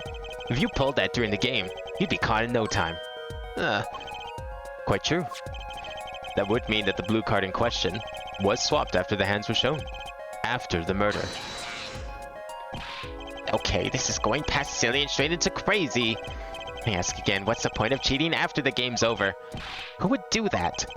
Who indeed? That's one of the mysteries before us. There's another? Yes, a simple yet decisive question must be asked. Who swapped the red card for a blue card? Who? The game and the murder is done. The victim is dead. Only two remain in the room, alive, that is. The defendant, Phoenix Wright, and our witness, Olga Orley. Okay, so who was that swapped the red card for a blue? Well, I think if we want to, you know, go with our whole we accuse Olga of murder story, why would Phoenix do it? We're supposed to be defending him. Why, it must have been Olga Orley who swapped the cards. She's just trying to cover up evidence of the cheating. That does make some sense. Sorry, but there's a problem with that explanation. Huh? Swap card was from the wrong deck. Yes, a blue card was stuck into a red hand, But she was in charge of dealing. She would have the cards. Mixing a card from the wrong deck, when the backs are different colors. Remember that you're talking about Olga Orley. She was the dealer. Exactly. Do you really think she would make such a novice mistake? I mean, if she's trying to cover up a murder, yeah. She even said earlier, oh, I thought I put that in Phoenix's hand. You're the dealer. You should know whose hand is whose. Actually, I have trouble imagining the judge making that mistake. Give it a little more thought, Apollo. I don't know. I think that makes perfect sense given everything we've seen so far. But fine. I mean, I guess it could be Phoenix, but I don't think it's going to be. It's going to be someone else then. One upset the cards wasn't Mr. Wright, of course. And, well, doesn't seem like it could have been Olga Orley either. What are you suggesting? That's hardly a logical conclusion, I'll admit. As a defense, I think it only makes sense for you to name Miss Orley at this point. Yeah, really? Oh, you mean the person I just did? I was told not to? That person? Thanks, game. Yes, I know, but she was the one who dealt the cards, right? Which is why she's the most obvious person. I don't get this train of thought. She had the cards on her. Who else could have cheated? They didn't have the cards. I just can't believe she would make the mistake of swapping the wrong color card. Don't tell me we're blaming Olga, but we have to do it a roundabout way because we're not allowed to be smart about it. We have to act stupid. Please tell me there's a third party. Please tell me there's a third party and have this option make sense, because currently it makes zero sense. If the card was swapped during the game, it'd be obvious. Something you'd like to share with the court, Mr. Wright? Oh, my apologies, Your Honor. I was just thinking how much fun this all is. Fun? How about confusing? I have no idea what the offense is claiming, Your Honor. I don't either, because apparently I picked the wrong option, but it turns out that was the right option.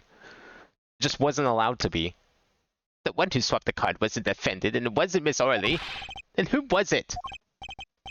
Yeah, well, that is the question, isn't it? Precisely. Huh? I believe we're about to see this case take a new direction. A new direction?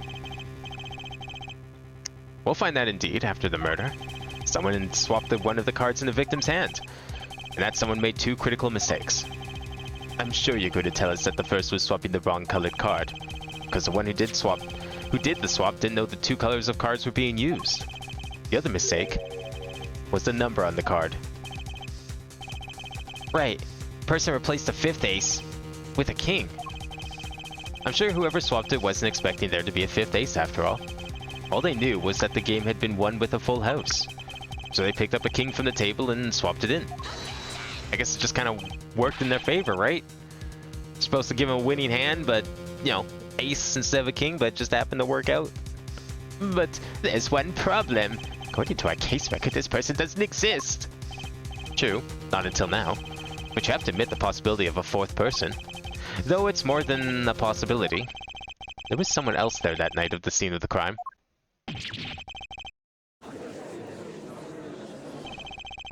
I believe the judge spoke truthfully earlier. You do make trials ridiculous, Mr. Wright. This trial is proceeded on one central assumption, namely that at the time of the incident, there were only 3 people in that room. I believe this new evidence, shall we say, overturns that assumption?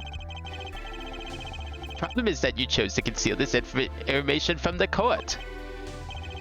I suppose that is a problem, yes. Court is adjourned for a brief recess.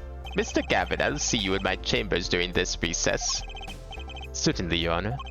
Very well, the trial will resume in 20 minutes. Wait. Why is Gavin going to the judge's chambers? That sounds suspicious.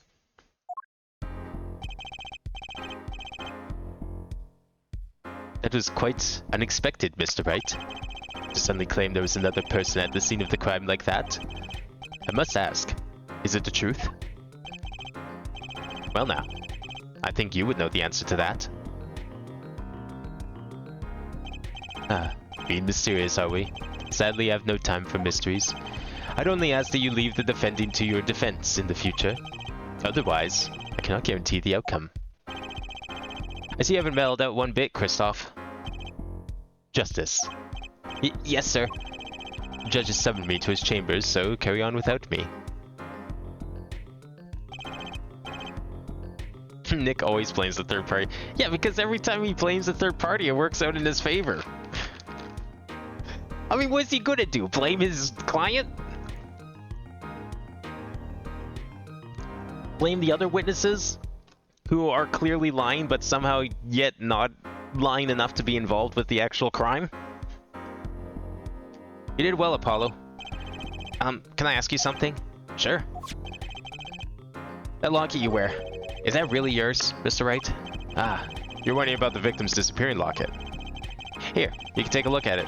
That's a picture of my daughter in there.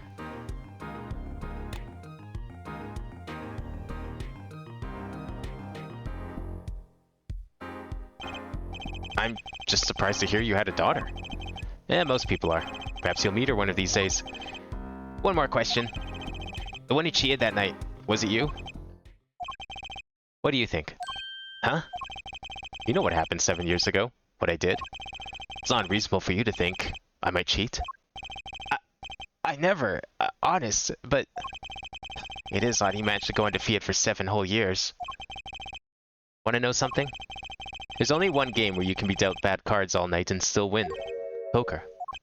Eh? You see, poker's all about reading your opponent. In that way, it's a lot like a court case. Poker is like trial law? Figure out what your opponent's thinking and you win. Well, yeah, but that's harder than it sounds. I think not.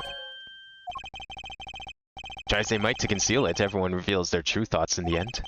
Their body language can become a valuable source of information. You're kidding. That witness, for instance, Miss Orley. She would touch the back of her neck during certain parts of her testimony. Did you notice? No. Come on, who'd notice that? Words, habits, twitches, it's all information for the reading. That's the secret to winning, Apollo. Someone taught me, and now I pass the secret on to you. But I'm not worthy. I mean, there's no way I'll pick up on these signals. No, you can do it. Huh? You just don't know it yet. What's he talking about? But you will, soon. Almost forgot. One more thing, about this case. You should know, I haven't told the truth to anyone yet. He's been lying the whole time? Damn! He's good. I knew it. I have my reasons, of course. All should be revealed. And Apollo, I need you to be there, defending me. I need your power. My, power? I had no idea my cords of steel were that special. It's time. The real trial begins now. Do your best.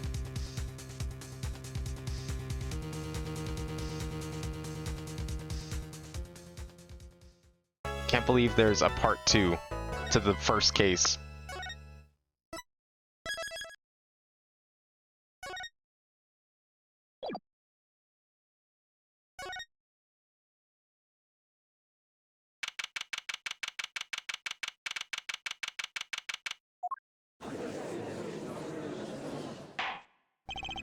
Court will now reconvene. Has our witness, Miss Olga Orley, recovered? Yes, Your Honor. Well, she's regained consciousness. Perhaps we can hear her version of the events again? That's the thing. You see, she's quite fatigued. You're lucky to a bit fatigued yourself, Mr. Payne. Sadly, fatigue is insufficient grounds for refusing to testify or prosecute. The defense would like to request that Miss Orley take the stand. Very well. Very well. The witness will take the stand. You know, you can put the soup down, Miss Orley. You don't have to hold it the whole time. Perhaps you could repeat your name and profession. Or perhaps you'd rather admit that you're a poor liar and a poor loser. Whoa, we're insulting the witness, are we? Not. Name's Olga Orley. That's the truth. I'm a pro dealer. People call me Olga Quickfingers Orley. Oh, really?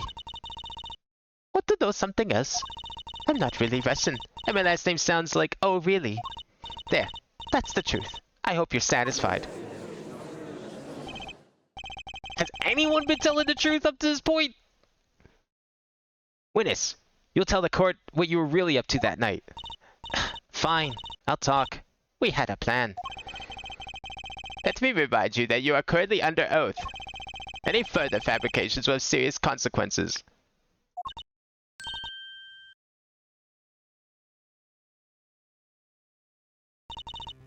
Yeah, but Nick also just admitted to lying in recess.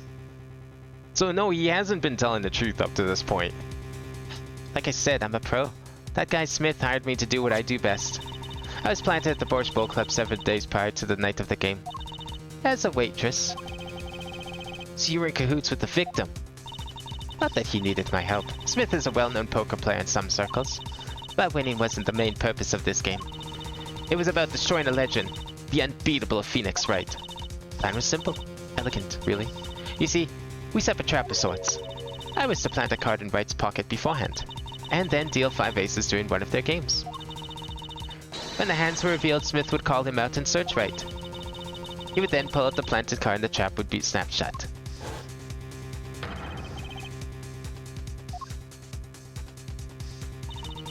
Exposed as a cheater and losing on top of it. I would have made a great double play. Just like that, the legend would be dashed to pieces. Indeed. Getting caught red-handed and cheating would cast doubt on all his prior wins. A 7-year legend destroyed by one little card. That was the plan. Oh really? Oh really? How droll. But it appears you made quite the mistake. A mistake? I agree, the trap was elegant. Yet, what happened to that planted card? Hey, that's right. He's lucky, I'll give him that. You'd have to be the slipper free from a trap laid by Olga Quickfingers Orly. Really? Oh, really? This would be much cuter if she dispensed with this evil mastermind shtick. Cute? Who wants to be cute? I'm not cute. I'm bad. You hear me? Bad. You're pleased about that? When you're through being bad, perhaps you can testify to the court. Tell us about this trap and how it was sprung.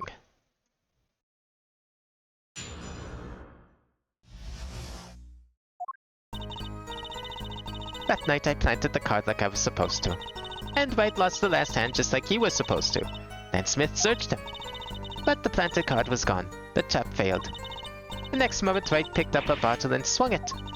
It wasn't me who hit Smith, it was that no good cheating defendant.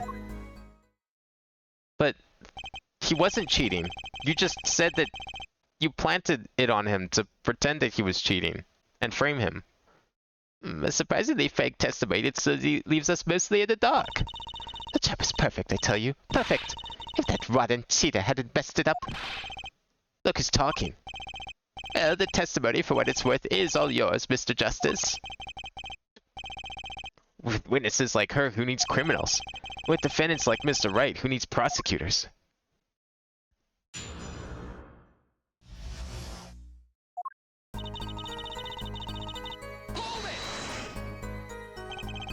It's planted card. Which card was it exactly? The trump card. The 5 of hearts. Let me guess. Mr. Wright was to have switched the 5 with the ace to make a full house. At least that's what you were going to accuse him of doing, thereby ruining his legend. I slid it into Wright's pocket. When was this? Why, before the match, of course. While he was eating. At the Boss Bowl Club we serve boss and suckers. Remind me never to go there. Of course the card was to make its grand debut during the game. Like a good boss, a good plot must be cooked up early and allowed to thicken.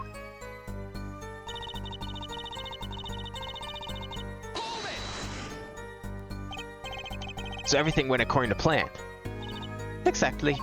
The 5th ace came up, so it's obvious the switch went off without a hitch. Once the extra card was found in his pocket, Wright would be forever known as a cheat and a fraud. There are worse things to be known as, I suppose. Tell us what happened with the search.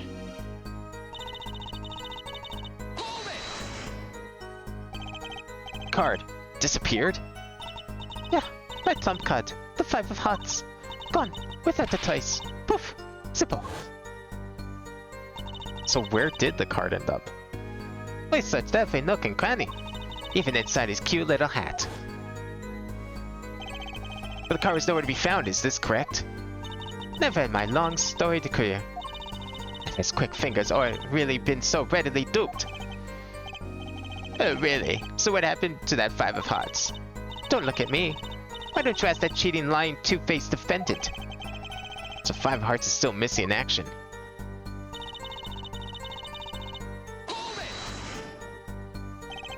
Wait, isn't that a little odd? What's odd? You searched Mr. Wright thoroughly and found nothing? Which means he didn't cheat. Which means he had no reason to strike the victim. Where?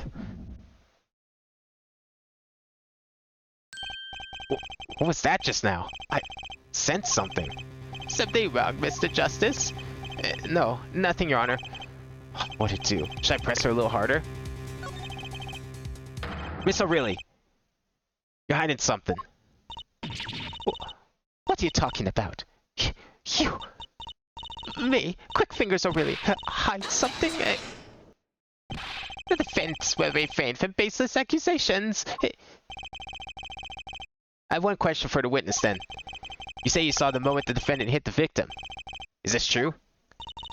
Of course it's true. Hey, I did see it. Honest.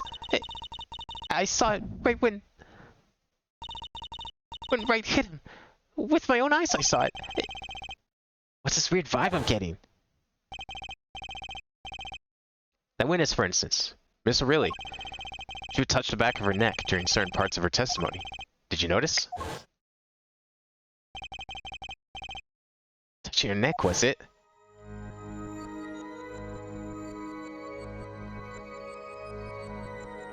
Damn, they're putting a lot of emphasis on this aspect of the game. This was kind of a thing in the Professor Layton game, but it was just there. It wasn't like a fucking gimmick like whatever they're pulling at here. What's going on? Sensation. It's coming in focus. There, that twitch. It's so clear. It's like I could perceive her habit like I couldn't before. Gotcha!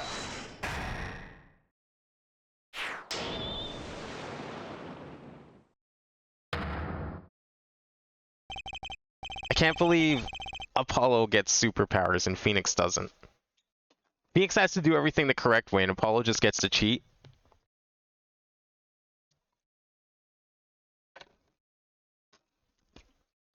Miss O'Reilly, perhaps you're unaware of this yourself. Unaware of what? Whenever you get to a certain part of your testimony, you touch the back of your neck with your left hand. My neck? So what? What indeed, Justice? I hadn't noticed anything of the sort. When she says that part of the testimony, she's subconsciously recalling something. Her body reacts to the memory and she touches her neck. I'm sure of it. A memory? Would someone care to explain what he's babbling about? This is highly unusual, but let's ask the defense. You claim the witness is remembering something. Maybe you have evidence of this memory to show us? Habit scratching her neck whenever she talks about the moment of her crime. So what would remind her the most of the moment of the crime? Miss O'Reilly, whenever you recall the crime that night, you scratch your neck. I've noticed it happens when you think about the moment of the crime. Must be some reason behind this habit of yours. I believe the weapon that left an erasable impression on your neck is this. Weapon? Would someone clunk her with the bottle? Or did she get strangled? I mean, we don't have anything that would, like, suggest strangling. I doubt she was, like, slashed with cards, Gambit style. The only weapon here we have is this, then. Unless there's something in this picture that we don't know about. Unless it's the pendant. Did she get choked with the pendant like a fiber wire? Agent 47 snuck up behind her and tried to choke her out. It's gotta be this.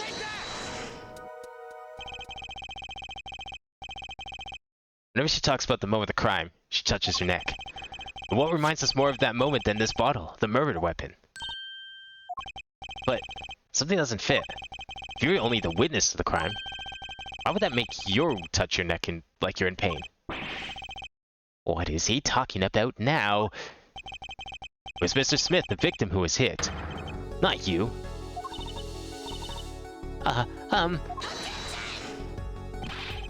Nick has psychic lie detection of the Magatama. Well, yeah, but he has to use the Magatama. That's Maya's thing. She gave that, or I guess that was, not Maya. Fucking Pearls. That was technically Pearls. Still, this guy doesn't need any fancy tools to have superpowers. He just gets them.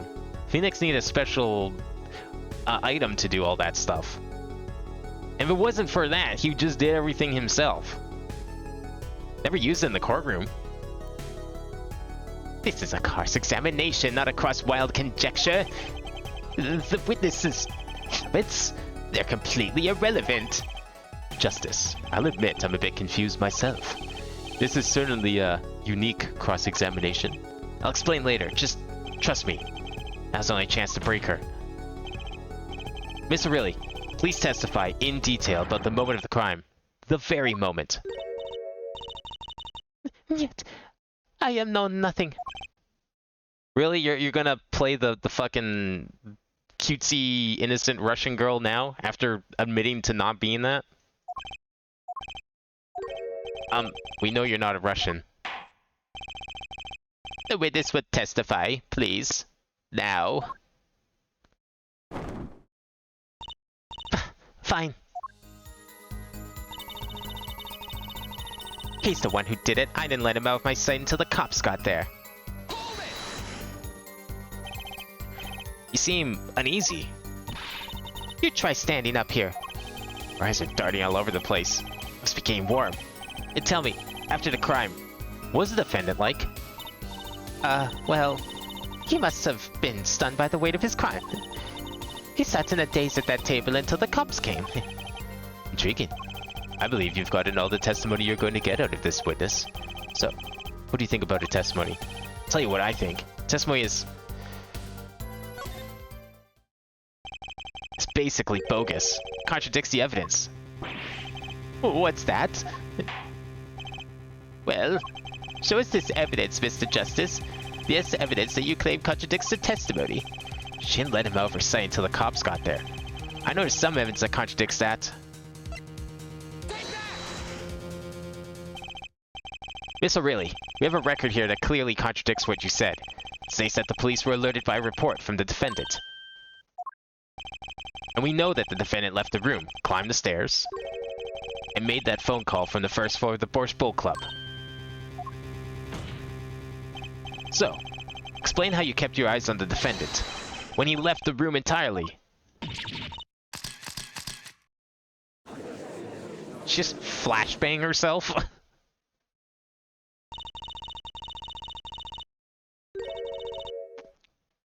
The man who picked up a bottle and swung it at night wasn't the defendant.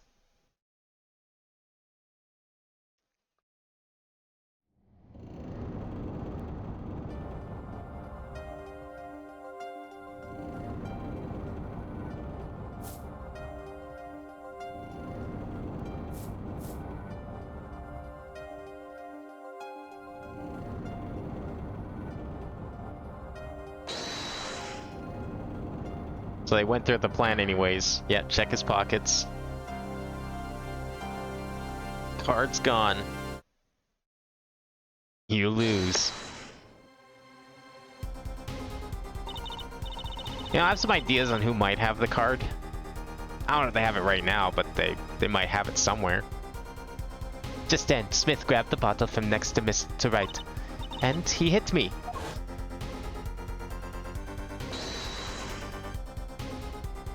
So she's the one that was attacked with the bottle. So is the reason Phoenix's fingerprints on the bottle because he was trying to stop him? Maybe? We never found out where on the bottle the fingerprints were. All we know is that they exist and that they're upside down, which doesn't really tell us a whole lot. The victim is already dead, is that it? That's why I couldn't reveal who I really was. It came out that I was in league with Smith. I'd be a suspect for sure. Well, where does this leave us? Madness! This is madness! I'm dreaming. It must have been me who was hit with a bottle, and I'm imagining all of this. It appears our prosecution is at his wit's end, and frankly I can't blame him. Mr. Gavin, what do you think about this turn of events? Mr. Gavin, sir? I believe that, as the defense in this case, we are compelled to call Miss O'Reilly a big fat liar. What? There were three in the room the night of the murder. The defendant, the victim, and her.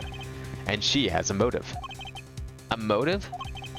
Her plot foiled, the witness got into an argument with their client, Mr. Smith. And the denouement of that argument was murder. What? I'm no killer. It's a trap. Someone's trying to frame me.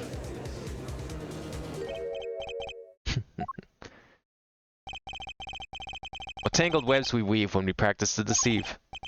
So tangled we catch ourselves in the process. Mr. Wright? Such a hasty conclusion. It's not like you, Christoph Gavin. What are you saying? Why not consider the other possibility? That there was another person in the room at the time of the murder. Right, like Mr. Wright was saying before recess. A single card was swapped into the victim's hand after the murder. And the one who swapped the card didn't know two colors of cards were being used. A fourth person. It's theory again. Your fourth person doesn't exist. Indeed. That's why I decided to bring this case to court. Here, where there's no escape and no chance for deception. The perfect place to catch the real criminal. The real criminal? And we're luck. A clue to the real criminal's identity was kindly provided for us. And right at the beginning of the trial, no less. What? Apollo, perhaps you know what I'm talking about? Sorry. Remember what I said? The fourth person who swapped the cards made one critical error. Kyushi wasn't considering the color on the back of the cards. Right. But how could such an obvious mistake occur? Cards used for the last game were red.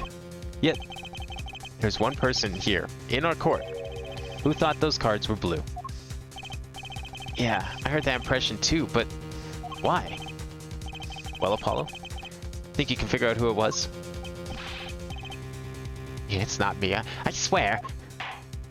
Kinda wish it was you, but no one's blaming you, Payne.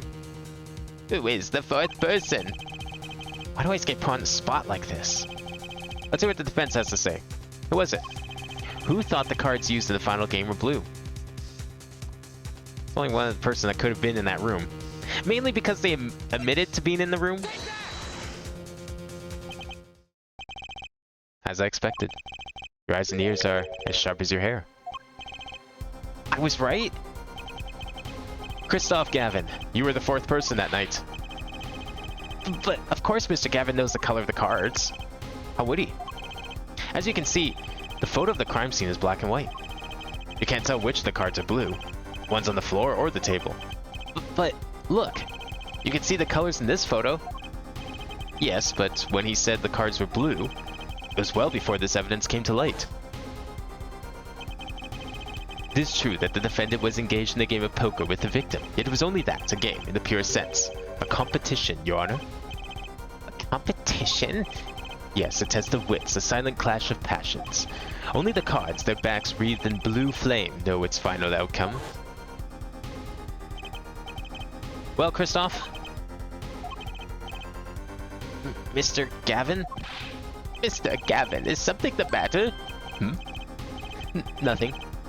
Excuse me, it was just so sudden. Right. You aren't seriously accusing me, are you? Oh, Christoph? You know, even I'd never take a joke this far.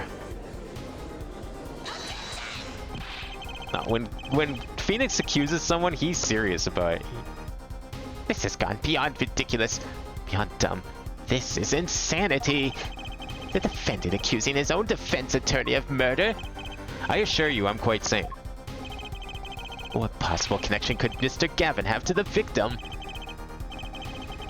I wasn't aware that I had a connection to Mr. Smith either. Yes, but Mr. Gavin and the victim have never even met. Well, what if they have? Huh? There is a possibility, after all. They may have met that night, before the game had started. What are you suggesting? Is this the truth Mr. Wright was staying and silent all about? Well, only one thing to do. Mr. Wright, defense would like to request that you testify to the court. The defense would like to request no such thing. Mr. Gavin? Testimonies must relate to the case. How could anything happen before that game of poker be related? How do we know it can't? I'm not sure I follow, Mr. Gavin. As I explained before, the defense believes that Miss O'Reilly... Am I to assume you speak for Mr. Justice in this? He is the defense, not you. Ooh. Big mistake putting him in charge. Well, it wasn't really a mistake. Phoenix requested it. He kinda didn't have a choice. Mr. Justice, the matter of Mr. Wright's testimony is up to you. Oh, okay. Does the court, in your opinion, need to hear Mr. Wright's testimony? This is Mr. Wright's strategy. He was playing this all along, and I intend to see it through. Defense would like to request that Mr. Wright testify to the court. And two, Justice, you would betray me, your teacher? I'm sorry, Mr. Gavin. This isn't about loyalty. This is about the truth. Very well. The defendant, Mr. Wright, will take this stand, please.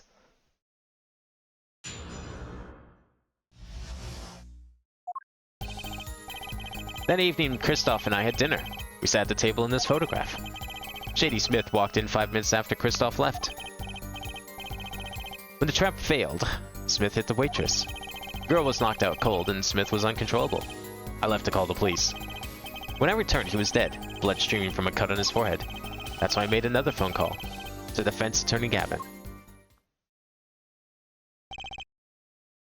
Mr. Gavin, you were at the Borscht Bowl Club the night of the murder? I dine with him rather frequently. And he talked to the defendant on the phone directly after the murder? Quite against my will, I had become involved in a murder. I thought I might be in need of a lawyer, so I called him. You were planning this all along, weren't you, Wright? Just because you wanted to drag me into your little murder trial. The only thing I want is the truth. As I did back then, and now.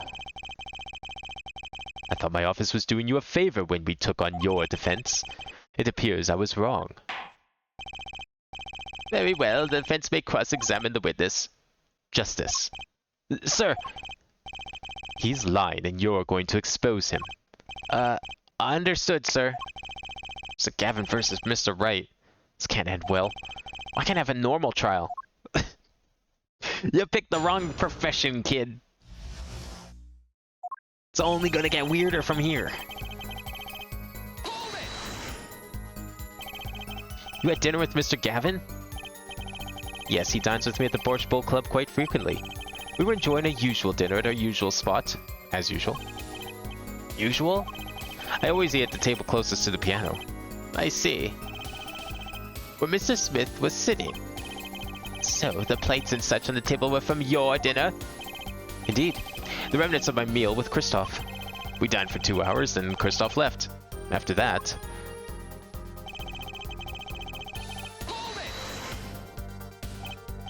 "5 minutes? So, 2 of them could have passed in the restaurant during that time?" That would have been a fateful encounter, to be sure. Seems a little coincidental, but yeah, okay. Oh, Mr. Wright, what was it you said? Christoph, Gavin, and Shady Smith may have met?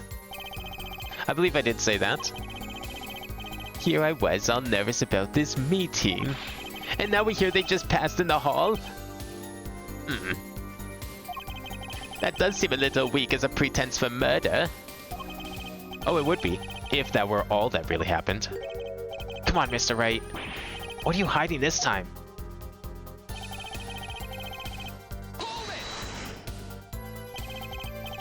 About this failed trap. It's the same trap that Miss Olga really mentioned. The plan was simple. Elegant, really.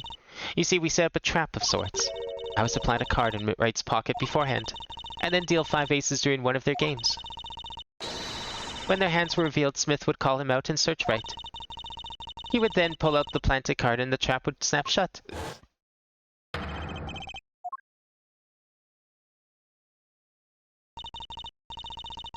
Just like that, the legend would be dashed to pieces.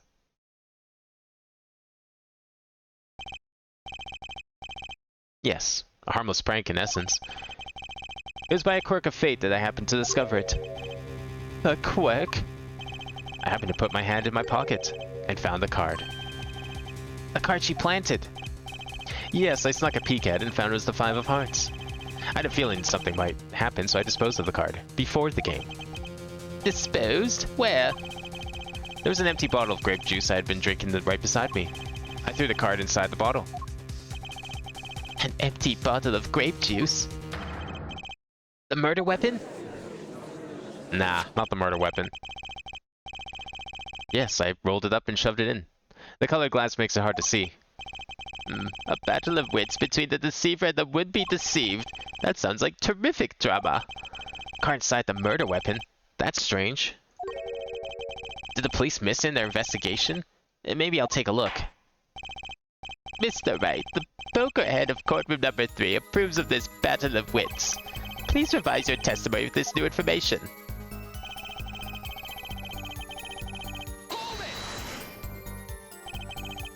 Why in a bottle?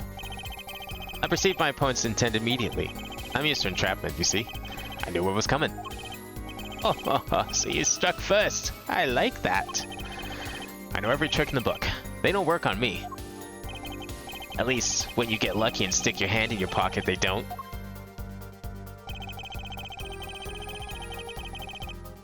Or you know, when the prosecution just happens to hand you the key decisive evidence by accident. You made a call to the police from the first floor of the restaurant, correct? Exactly.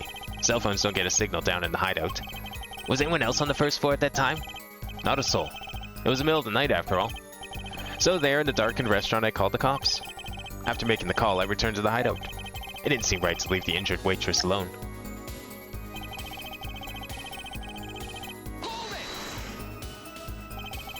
And when you returned, the victim was already dead. Yes. I'll admit, I was a little startled when I walked in. A little? He was bleeding from his forehead after all. I guess I'd be startled too if I walked in on a scene like that. I mean, he's seen a number of murders by this point. I don't think something like that really phases him anymore. Could you explain why you called Mr. Gavin? I'd obviously gone involved in a rather sticky affair. And I figured Kristoff's law offices would give me a friend rating for my defense fees. Ah, glad to hear you intend to pay. Oh, I'll pay in full, Kristoff. It was I who got you involved after all. You may find the price of your defense quite high, my good friend. Quite high. Is this the truth that Mr. Wright was talking about? Justice, you know what you have to do. He's lying. Expose him. Now. Yes, sir. Think. What's Mr. Wright trying to tell me with this testimony? Truth has to be in there somewhere. Okay. Kristoff and I at dinner, we sat at the table in this photograph. Alright. Shady Smith walked in 5 minutes after Kristoff left.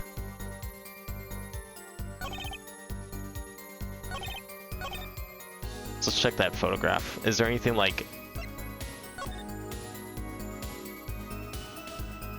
I mean, there's not really anything saying that they weren't sitting together and eating.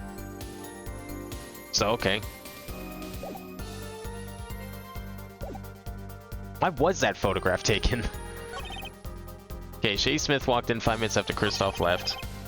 I discovered the trap during the game and disposed of the card in the bottle.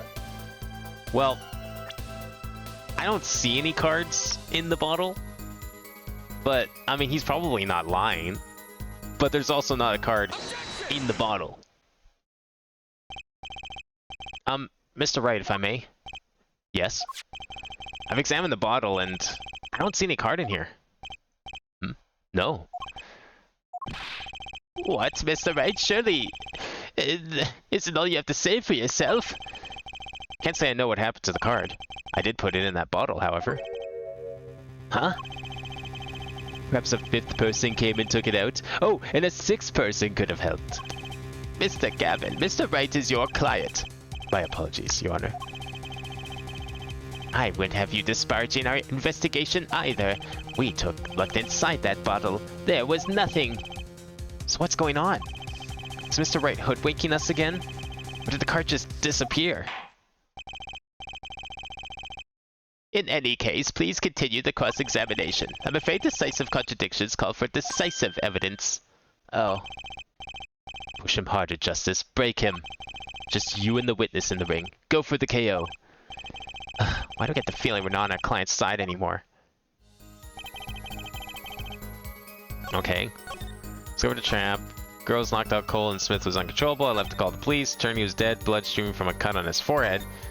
Made another call to the fence steering Gavin. Okay, I didn't mean to go do that. I meant to go back.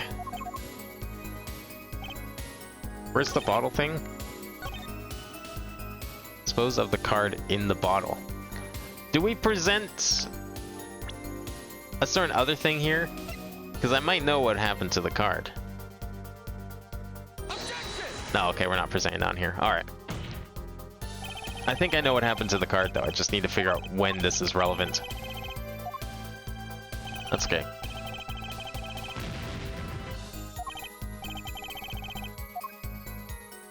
Jumping the gun. Let's see. Let's go to trap during the game, dispose of the card in the bottle. The girl was knocked out cold and Smith was uncontrollable. I left to call the police.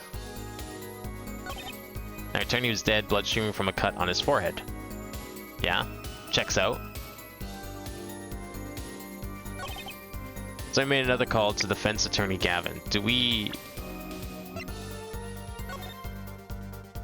Sorry, can we check the phone? Oh, the hell's this?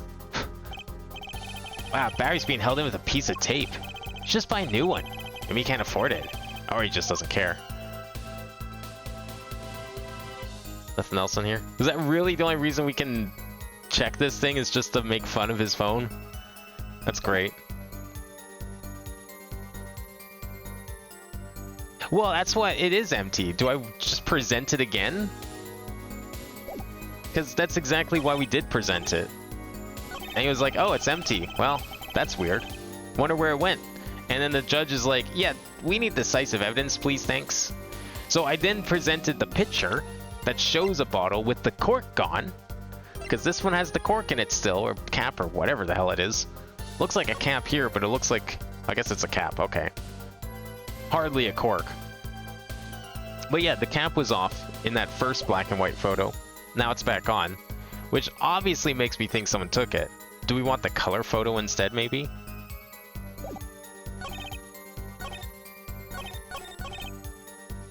Girls knocked out cold and Smith was uncontrollable. I left to call the police.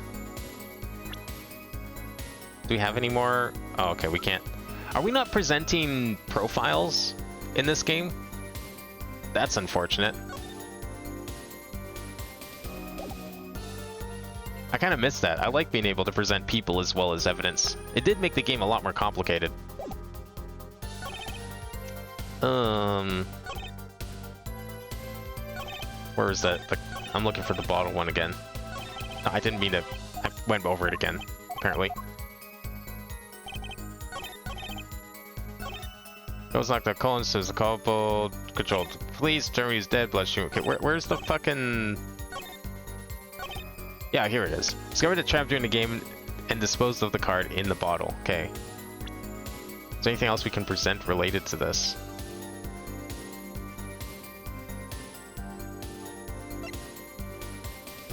Mr. Wright's prints are on it upside down. That would explain why his prints are on the bottle then, is if he put the card in the bottle, he probably held it in a strange way.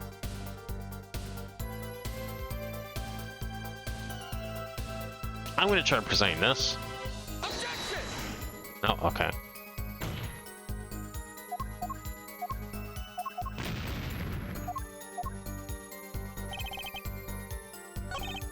Alright, so it's gotta be something else entirely then for now. Girls knocked out cold and Smith was uncontrollable. I left to call the police.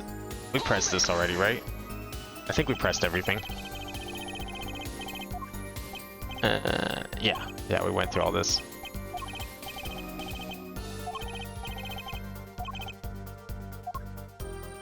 Okay. He was dead, blood shooting from a cut on his forehead.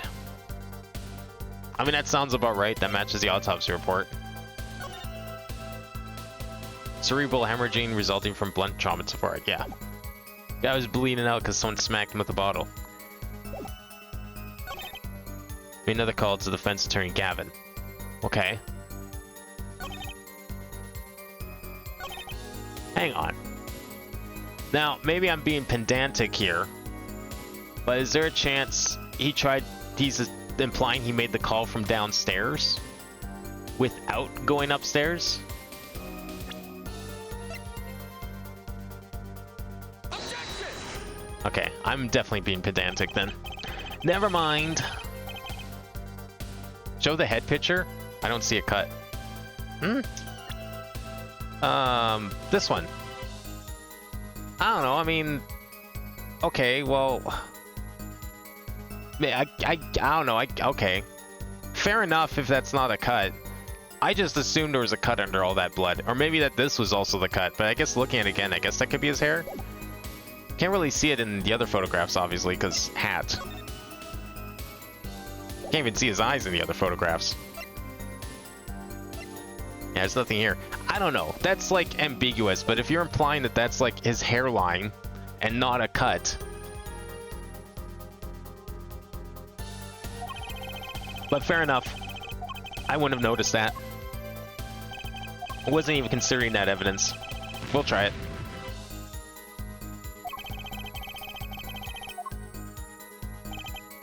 Where is it? Cut, blood shooting from a cut on his forehead. Okay, I guess we'll present that one then. Where is it? No? Okay. Oh, true, he has a hat on. That's right, because the first picture was the crime scene.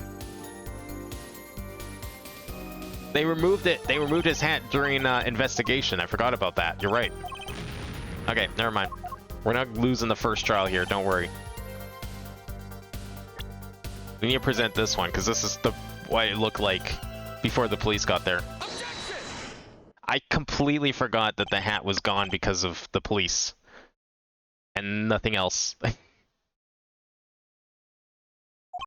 Mr. Wright, if I may. Yes? Take a look at this photograph of the crime scene. See the victim here? He's wearing a hat. I wouldn't think you could see blood on his forehead. Good point. Justice. Next time you point out an inconsistency, put a little more oomph into it. Mr. Wright, can you explain this to the court?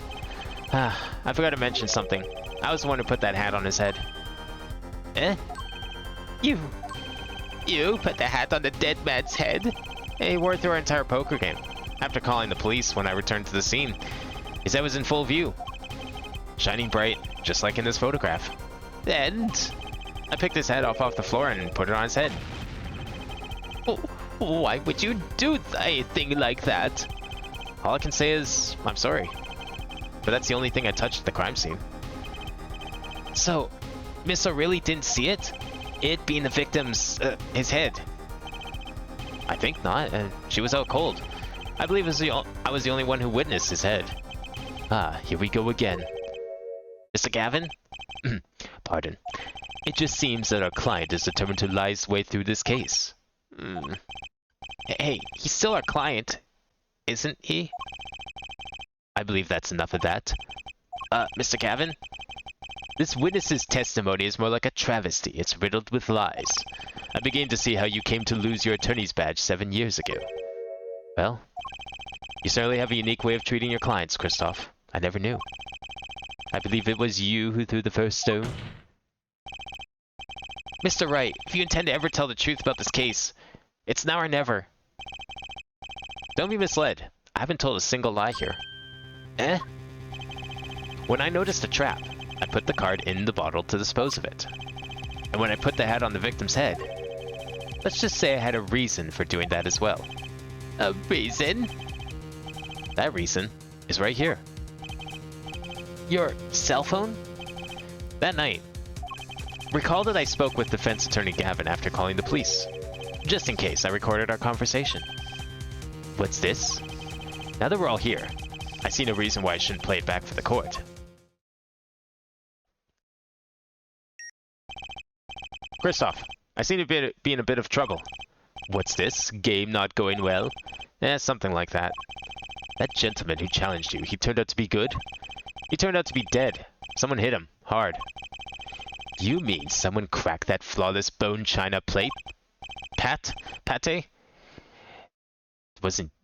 It wasn't you, was it? Me? Please. The cops should be here any minute. I'm in your hands. Should it come to that. Bone china plate? Kind of porcelain, very smooth and shiny. And not plate, but pate. I believe he was referring to a certain gentleman's balding forehead. Court appreciates the defendant's discretion in not indicating my forehead. Why would we indicate your forehead? Did you commit a murder? Are you dead? I hope you're not dead.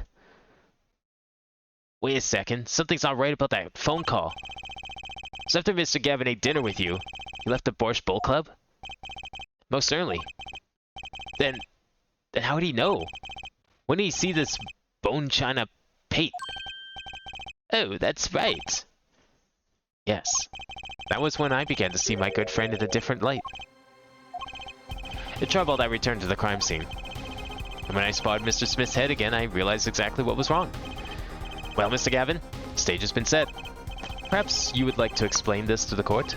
Exactly how did you come by your privileged knowledge of the victim's head? So, this is your reason. The reason why you put the victim's hat back on. Your point, Gavin? It's come down to this, has it, Phoenix Wright? Order. I will have order. Mr. Payne. Yes, Your Honor. I believe this court has been left with no other choice. Are you prepared to hear Defense Attorney Gavin's testimony? Well, as the prosecutor, Very well, we'll break for 10 minutes, after which Mr. Gavin will take the stand for a cross-examination. Are we all clear on that? Crystal clear, Your Honor. Very well. This will be the final recess for the day. Holy shit. What a twist. The defense attorney being put on the stand. Blamed by his own witness, or his own client. Mr. Gavin and Mr. Wright are both in the judge's chamber. Would have thought today would turn out like this. Huh? What? Hello, sir. Please pick a card. What's all this about? Is this one okay? Excellent. I have a message for you.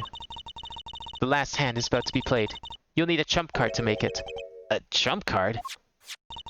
The card you have chosen is magical. Use it wisely and the game is yours. That's all. Oh shit. It's got a wax seal on it. That's a really good card. That's a really high score. I don't know, I've never played Balatro. An ace. Where do I remember that card from? Mr. Smith's hand has 3 aces and Mr. Wright's 2. It is 5 aces in all. It is true, I have seen it. The 5th ace. There was a cheating, I swear to you. I don't think this is Nick's doing. It's clearly her mom's. Maya's probably all into that mystical shit still, I bet. Well, I say that knowing full well it's a scientific fact here, so... Missing 5th ace. Wait, this blotch of red. Is this blood? You have your trump card. Now it's up to you to cut the deck and draw the truth. My father's fate is in your hands. I know you can do it. This bloodstained card is my trump card for finding the truth. Felt deep into thought as my mind raced to understand what this all meant. That girl, I'd seen her recently, but where? That's why I made the connection.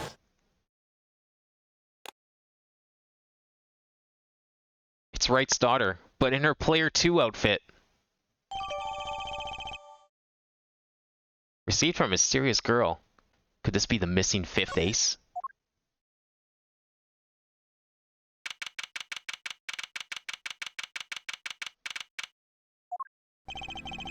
Court will now reconvene. Defense Attorney Christoph Gavin, will you please take the stand? Now then, if you would, Mr. Payne. Yes, Your Honor. Will the witness state his name and occupation? Is this farce necessary, Your Honor? Believe me, far stranger things have gone on in this courtroom. Fine, I'll play along. First, there's one thing we need to have made clear. How did you know about the secret beneath the victim's hat? By secret, I'm guessing he means the fact that Mr. Smith was bald. Forgive my curiosity, but what is it about this fellow's head? Your Honor seems to have an inordinate interest in it. Objection!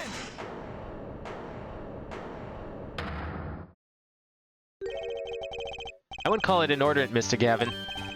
Mr. Wright! What do you think you're doing, Wright? Wow, things sure look different from the other side. You know what I mean, Apollo? Speaking of looking from the other side, let's consider something for a second. The victim wore that hat all night, never once taking it off, except for that one time. That one time being the instant he was hit. Oh. When Mr. Wright returned from reporting the crime, the hat was lying on the floor. Mr. Wright picked it up and placed it on the victim's head. In other words, in order to have seen Mr. Smith's bald head, you would have had to been there in the hideout, at the time of the crime. In other words, I must be the real killer. Is that what you're trying to say? Not bad, Apollo.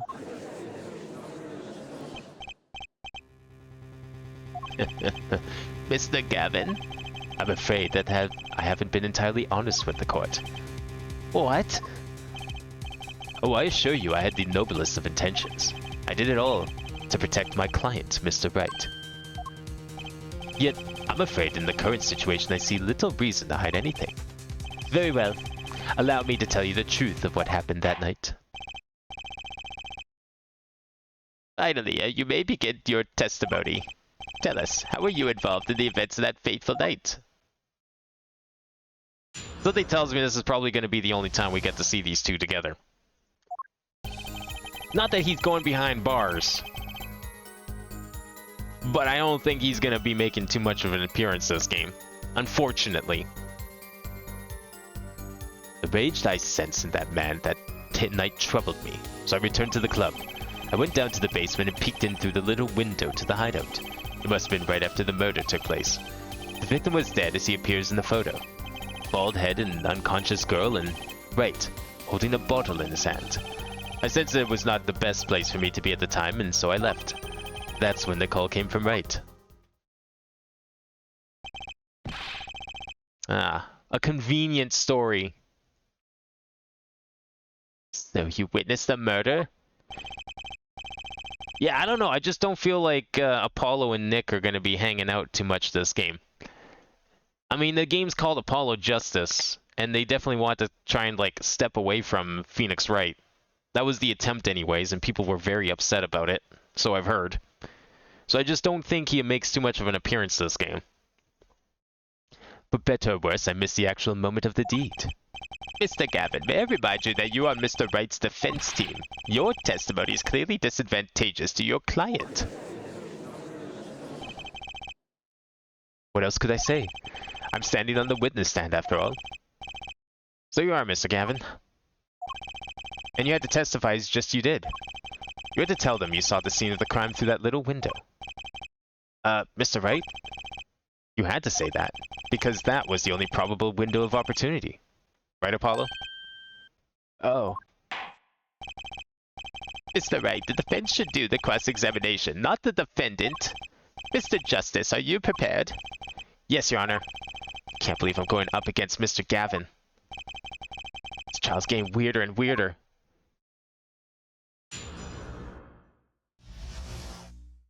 You know, I just realized, I'm pretty sure Apollo's outfit can be considered a color inversion of Phoenix's outfit. Like, if you were to take a picture of Phoenix Wright, put into, like, Photoshop or something, click the invert colors button, pretty sure you would get red and turquoise. Oh, you would get a red shirt and a turquoise tie. Interesting thought there.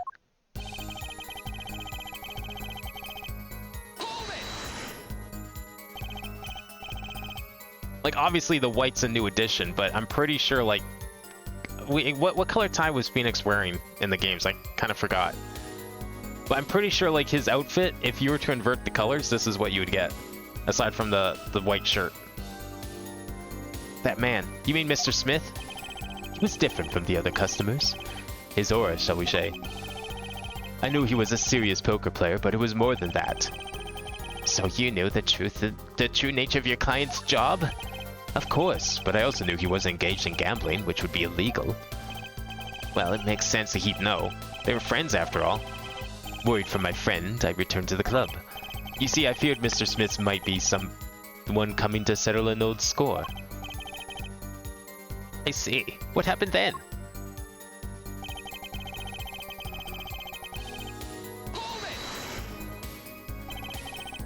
The little window.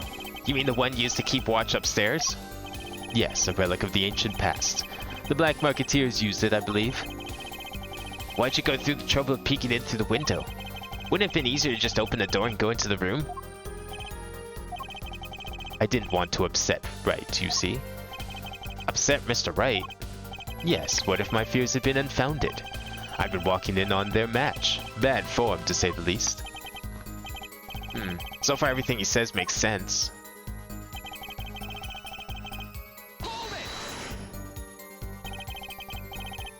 How do you know it was right after the murder? Really, no need to shout, Justice. Ugh. I was just getting to that part of my testimony. Ah, there he is. The coolest defense in the West we know and love. Even when you're standing up there on the witness stand, some things never change. was afraid you'd change too, right? But you haven't. You and that overbearing personality of yours. Friends like these, who needs enemies?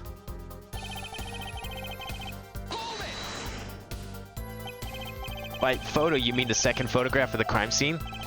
Precisely. You see, he wasn't wearing his hat then. I saw his head when he was dead. And then Mr. Wright came along and replaced his hat. Can you describe the scene of the crime for us?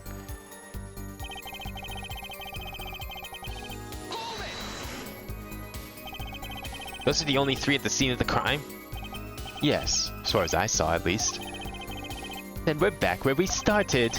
The killer was the defendant, Phoenix Wright. Who else could it have been? But why didn't you talk to the police? 2 reasons. First, I didn't actually witness the very moment of the crime. Second, my office was asked to defend Wright. Even after seeing what I had seen, I couldn't abandon my friend. There must have been someone else there at the moment of the crime. Justice. I just said I saw no one, not a soul. But that goes against what Mr. Wright said. Ah yes, this mysterious fourth person. Would conveniently be the real killer, I suppose. Glad to see we agree, Mr. Gavin. Let me pose a question then. Tell me, what possible reason did the real killer have to swap cards in the victim's hand? Perhaps you can show us a reason as to why such a thing would be necessary? How can I show something I can't find myself? Remember, Apollo, the card that was swapped out was the 5th ace. 5th ace? Right. And Mr. Justice, the question of why the killer would swap out a card has been raised. Can you point to a reason? It's now or never. Defense would like to present evidence to the court. Evidence showing the reason why a card was swapped out. And go ahead and point out your reason, Mr. Justice. Why did the killer take the 5th ace?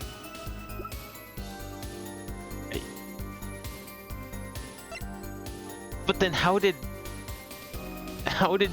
his daughter get it then? Did Nick have it then? But then wouldn't that mean that I'm implying that Nick is the killer? Huh.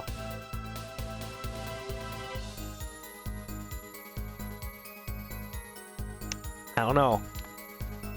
Do I risk losing the first case in the game? I mean... Alright, let's go for it. My reason is, this. Is that an ace? Why, it's got blood on it.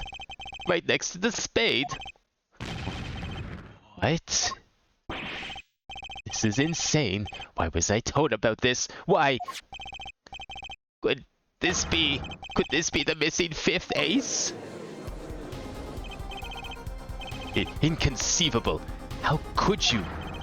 What are you doing with that card? Well, that's the thing. Why is Mr. Gavin so upset? It's just a fishy card from some fishy girl.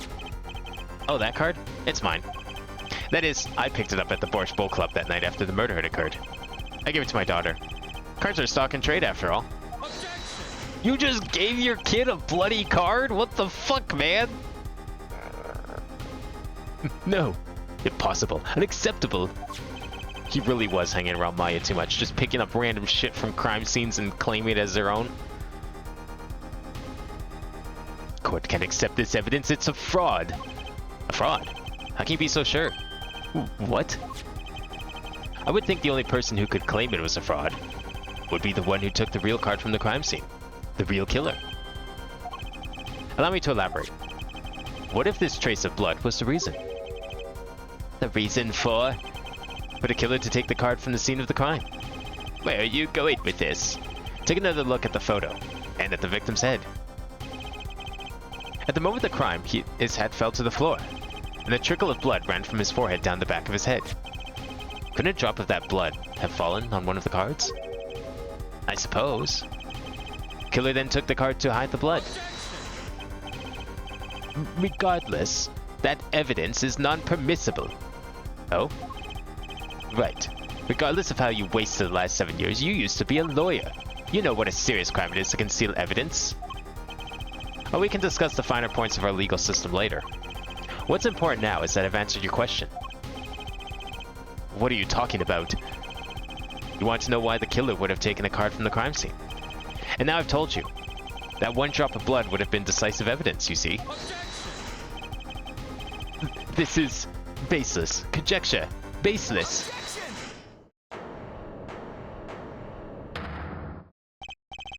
Oh, I assure you it's quite based. What? It's amazing, really, how a single drop of blood on a single card can lead us to the truth. It's quite simple. Well, Apollo? Yes? Try picturing the scene of the crime in your head. Whoa, it's 3D! Can't do that on the Game Boy. I mean, you can. You would just take up, like, the entire cartridge. The murder took place at the hideout.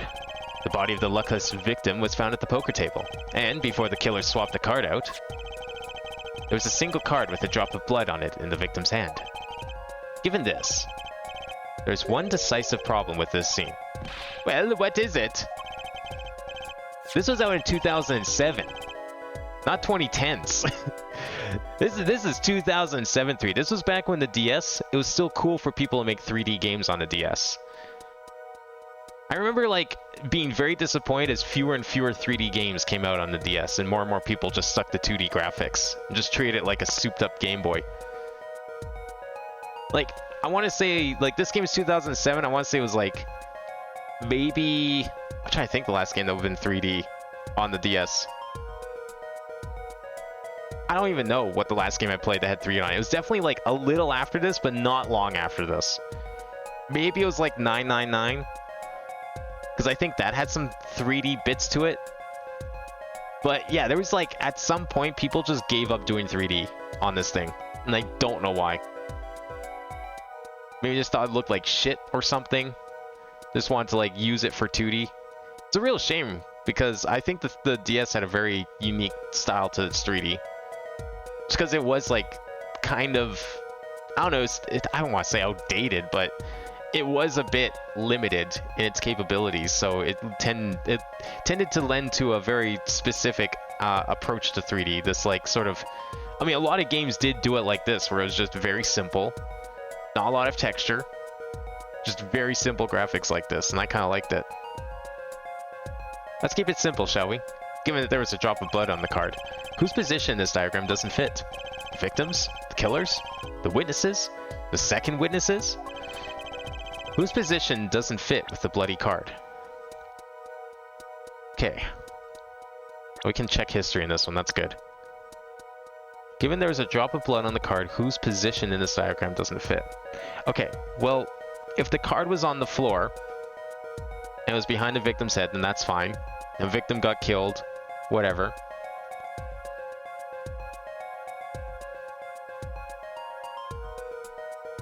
Single card with a drop of blood on it in the victim's hand.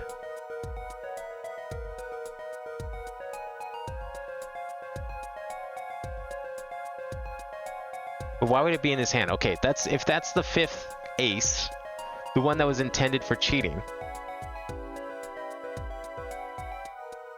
Why would it be in the victim's hand? Because if so, the victim checked Phoenix's pockets, couldn't find the card, and then why would the victim have it? Where would he have gotten it from? Because he couldn't find the card. It wasn't in the pocket, so how did he have it in his hand? So the victim doesn't fit.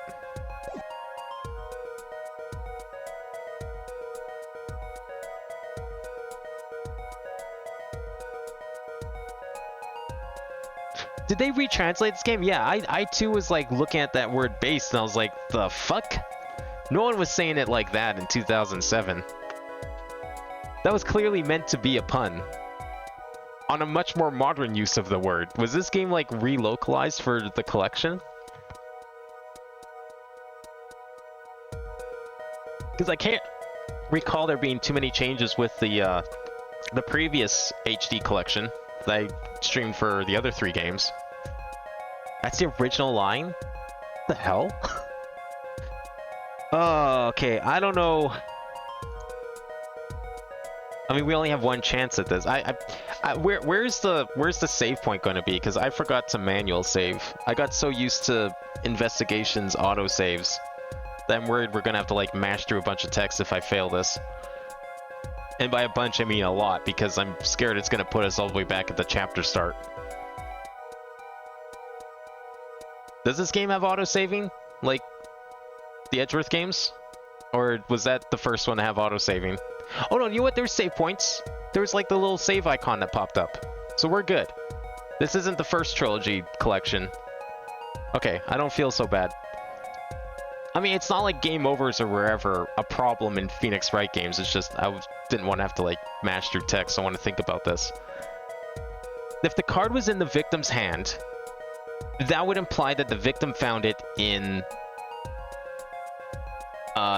Phoenix's hand. Now, first of all, are we just like calling Phoenix the killer here for some reason? That doesn't make any sense. But we're not worried about that, I guess. We're worried about the bloody card. So, if the card's in the victim's hand, that would imply he found it on Phoenix's person. We know for a fact that he did not have the card. He disposed of the card. And there was no cheating actually involved. The person who failed to swap the cards properly was the witness, Olga. But she's knocked out. So why would it be in his hand? So the only other person here that doesn't make any sense then is witness number 2.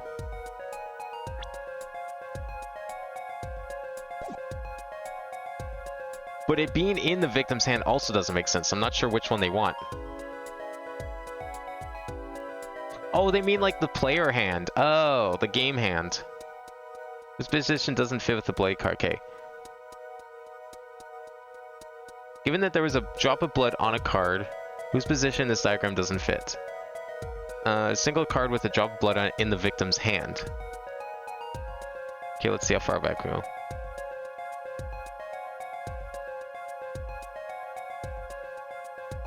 Emerged to place a hideout, the body of the luckless victim is found at the poker table. Before the killer swapped the card out... Oh, right, it was in his hand.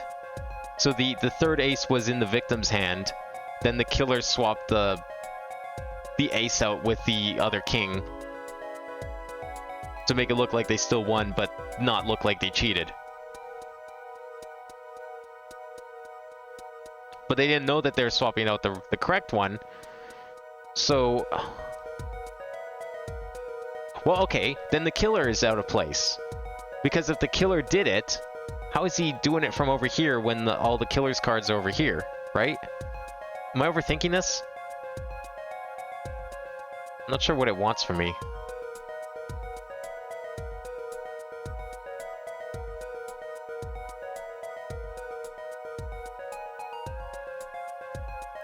Yeah, why would the killer be over here if the card's over there?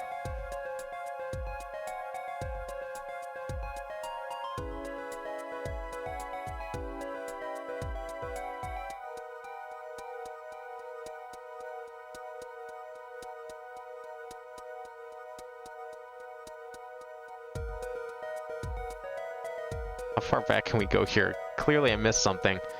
Okay. I would think the only person who could claim it as a fraud would be the one who took the real card from the crime scene, the real killer. Right, so, okay, the killer in this case is Phoenix Wright, so it's not going to be him. He's out. What does trace of blood is the reason for the killer to take the card from the scene of the crime? Taking a look at this photo in the victim's head. At the moment of the crime, his hat fell to the floor, and a trickle of blood ran from his forehead down to the back of his head. Couldn't a drop of that blood have fallen on one of the cards? Killer then took the card to hide the blood.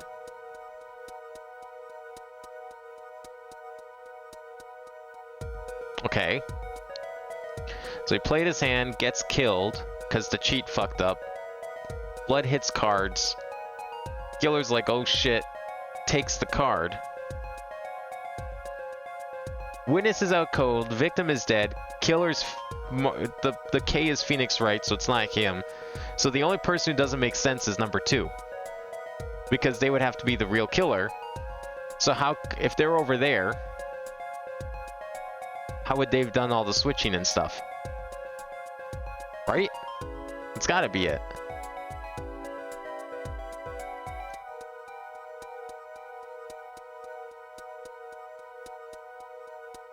How could it be anyone else?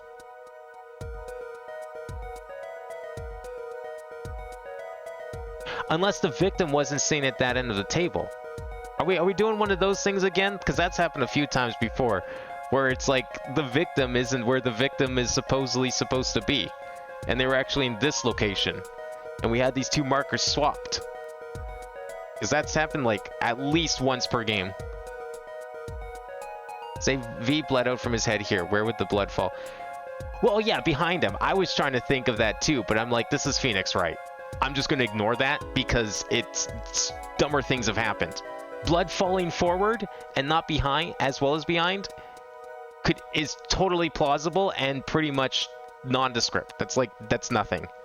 We're talking about a game series that had a cape fly up and over a bust when physics would otherwise does not allow that. And I still say that case is stupid, even for this series. But, like, a blood falling forward and backward is nothing. So I'm not even considering that. Is that really the reason? Am I overthinking this because the series is known for overthinking things? That's dumb. It's so inconsistent about that shit. It's like, oh yeah, today we're just going to obey the laws of physics. Okay, now we're going to obey the laws of physics mostly and ignore the rest. Oh yeah, and today, no, don't even think about logic. It's thrown out the window. Like, every case is different. But I'm guessing if that's the real logic we're going with here, then the victim is the only one that could be it. Yeah, it has him leaning back in the chair, but again, remember, this is Phoenix Wright. That means nothing. But if we're actually following logic here, then that has to be the case. It was the very first thing I thought of, and it was the very first thing I dismissed because it's of the game series I'm playing right now. Wasn't the victim's position that's the problem? I don't follow your logic here, Mr. Justice. Well, look, the victim was struck on the head, sending him back in his chair. You'd think any blood would fall behind the body, not onto the table. Dude, I thought of this when, like, fucking Apollo said, I guess, about Phoenix bringing this up in the first place. It's like, yeah, that doesn't make any sense. But, you know what? I thought, okay, well, whatever. Maybe, you know, we'll have some crazy explanation as to why a drop could have fallen forward. Maybe he's, like, banged his head against the table or some shit. And he bounced back in his seat. Or the killer leaned him back so it looked like he didn't fall forward. I bet we're still gonna get that, too. Take a look at the photo again. If he bled in this position, blood would fall onto the floor. Would fall on the floor, not on the cards. Why, that's right. So, what does this mean? Incidentally, we were seeing in swivel chairs. I see, I told you! Swivel chairs? Oh, man. Apollo, try turning the chair around. I fucking told you! What'd I just say? How do I recreate the crime scene? Am I supposed to spin these? Or am I just supposed to, like, put the finger on it and point out? Oh, okay, I see. I thought I was, like, supposed to swipe it. The chair is facing the other way? What did I just say? Some bullshit here. Would have to be.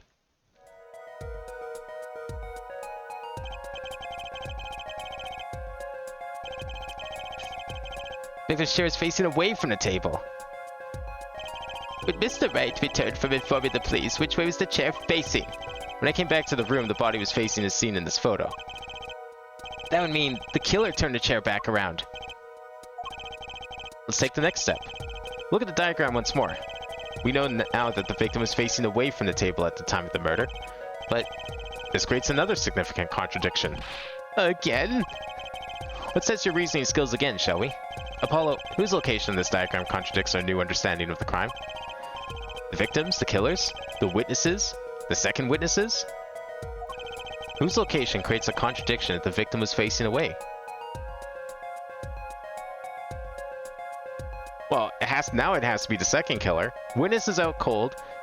K is Phoenix Wright. He's sitting over here. How could he have spun the chair? I mean, he could have gone up. So could anyone, really. But at the time of the crime, he wasn't even here. He was upstairs. So it has to be number 2. No victims facing away at the table from the time of the murder. Whose location in this diagram contradicts our new understanding of the crime?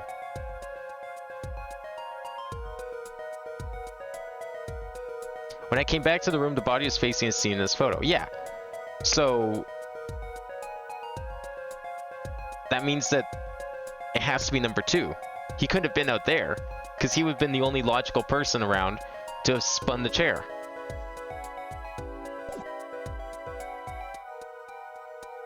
Where would the killer be? Right, yeah, the killer would, if it was on the forehead, the killer would be in front here. Oh, are we supposed to click on the K? Me assuming it's Phoenix, not, is the incorrect assumption here? Because I'm just assuming number 2 is Gavin over there. And we're still, like, under the impression that Phoenix is the killer. Alright, I'm just gonna click the K then. The killer can't be here if the victim was killed over here, facing that way.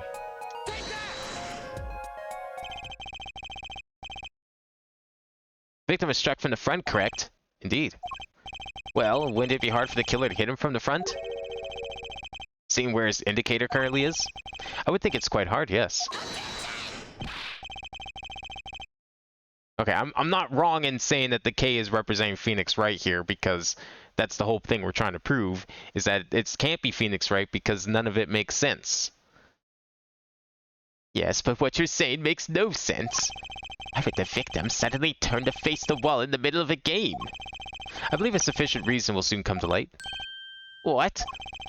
There's something in this diagram that makes far less sense, actually. Look again at the diagram. Apollo, if the victim was struck while he was sitting as shown here, where would his assailant be standing? Try marking it on the diagram. What? But there's no room to put a mark where the killer should be. Don't worry. Let's think it through and see what we find. We know the victim was facing toward the wall at the time of the crime. That's the only thing we know for sure. Try to figure out everything else. Where would the killer have to be standing to strike our victim from the front? Well, here. Obviously. Otherwise, it's not really the front. I mean, likely they're going to be standing here or here. But I think the whole idea here is we're supposed to present this one. Killer had to be standing, well, here. You get points for flair, but that's about all you get. Thought I was onto something there, too. I hardly need to point out that standing there would be impossible. The victim is facing a solid cupboard. Or are you claiming the killer climbed the cupboard and hit him from above? Ha! It's simple logic, really. If this was the only place the killer could have been standing, then that means that at the very moment of the crime... Wait, I know. The moment of the crime, the cupboard wasn't there. Now let's not consider the easier and more logical thing of, like, the killer just stood from the side and smacked them over the head. You know, because that would be very easy to do. No, they have to be standing directly in front of them. It's the only way they could have died from the front, is if they're standing directly in front. What's this now? I mean, that's the only explanation. Right, Mr. Gavin? Your Honor, I have a suggestion for the defense. We should arrange to examine the cupboard in the hideout immediately. Bailiff, send a team to the crime scene immediately. Have them try to move the cupboard. Your Honor, what? There's one more thing your men should look out for. Please give this to the bailiff. Yes, I see. You do belong in the courtroom after all, Mr. Wright. I do my best.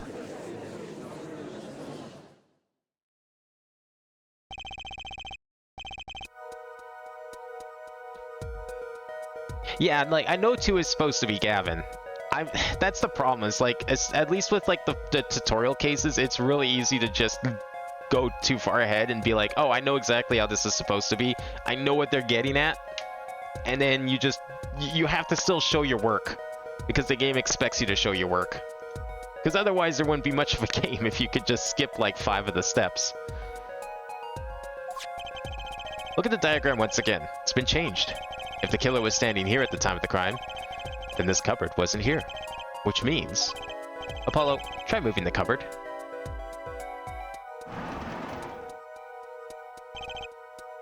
Thank you. As you can see, the cupboard was a problem. At the time of the murder, it has to have been shown here. I mean, does it have to? There's like lots of other spaces it could have been. Now, everything is in place to reconstruct the moment of the crime. Oh my. What's this? What is it now? Look at the diagram of the crime scene once more. It appears we found yet another contradiction. What I believe to be the final contradiction, in fact. Huh? Oh, dang. Notice something, Apollo? Our line of deduction is rapidly approaching its logical conclusion. Now then, Mr. Justice, please point to the new contradicting indicator. Is it the victim, the killer, the witness? The second witness? Yes, but what about the second witness? Man can't see shit through a cupboard. Unless you're telling me he has X-ray vision. About this cupboard, are we all okay with assuming it was moved? Sure, why not? Well, if it was, something really doesn't fit. Cupboard would completely cover up the window to the stairs. That's right, someone standing outside wouldn't be able to see it. Someone like Mr. Gavin. What? What did you say? Oh, is the coolest defense in the West losing his cool? Don't expect me to play along with your little game, right? It's only a game until someone gets killed, Mr. Gavin. And someone was, while the window to that room was blocked by a cupboard. So, Mr. Gavin, perhaps you'd like to explain to the court. Exactly where did you witness the crime scene from? Excuse me, Your Honor. Order. This is a court of law and I will have order. We just now received word from our investigative team at the Borscht Bowl Club. They've examined the cupboard in the hideout, Your Honor. Oh? And what did they find? Well, Your Honor, it turns out there is a secret passage behind it. What? Well, if it was like a speakeasy or something, that makes perfect sense. That there'd be something like that. Ah, yes. I believe I mentioned something of the sort before. This is one of the tricks to the room many of our regulars know about. I do remember him saying something about that now that he mentions it. Secret passage is a handy thing to have when you're engaged in illegal goings-on. Never know when you might need to duck away from the eyes of the law. So the room has a secret passage. Where's it go? The other side connects to the restaurant above. The underworld bosses could get away from the cops and enjoy a cold bowl of borscht, no doubt. Just like our killer.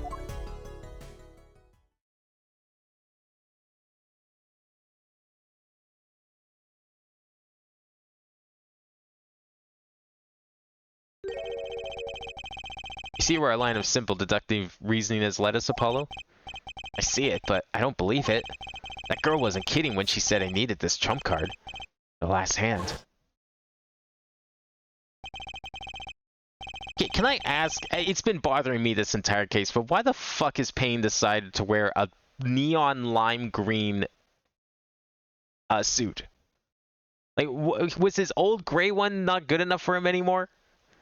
You just had to stand out in court and put on something that bright? Time of the murder, the window was blocked and the victim's hat. It was only off his head for the few minutes between Mr. Smith's murder and Mr. Wright's return from calling the cops.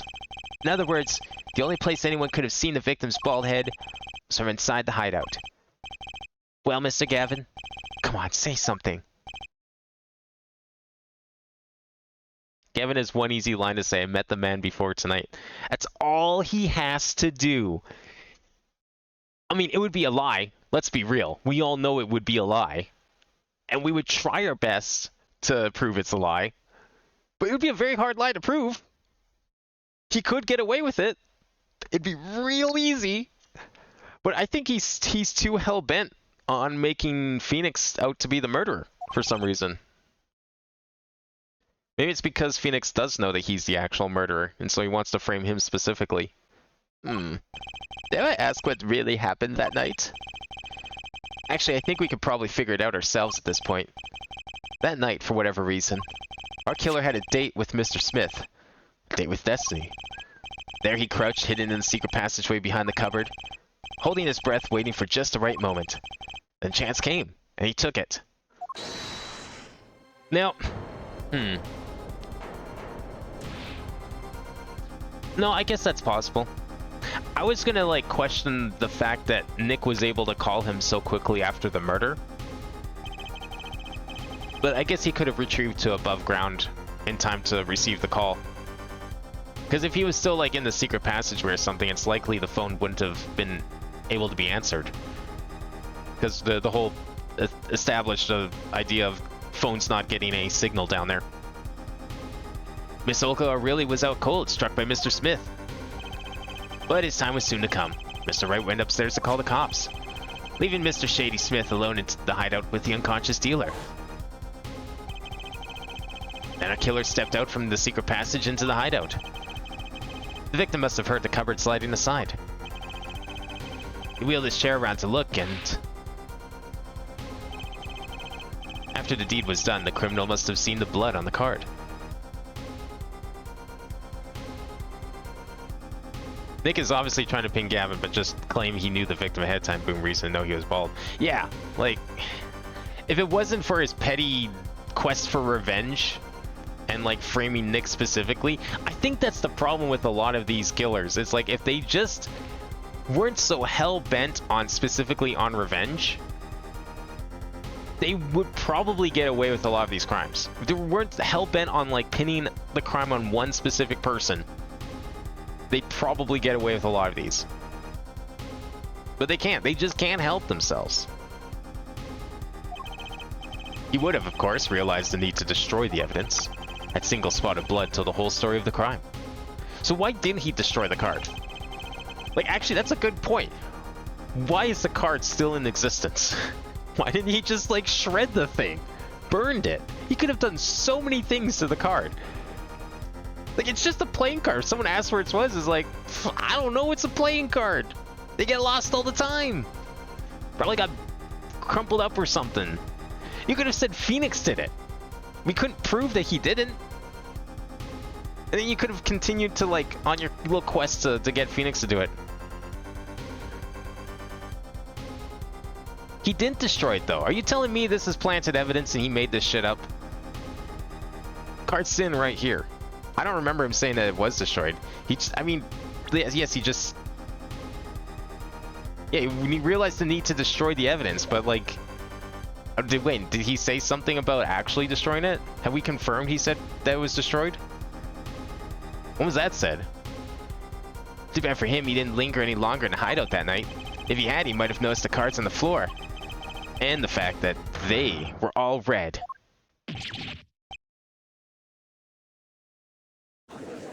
Okay, wait, how do we know they were all red on the ground?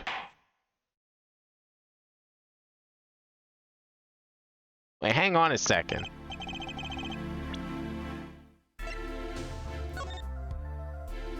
Why would all the cards on the ground be red?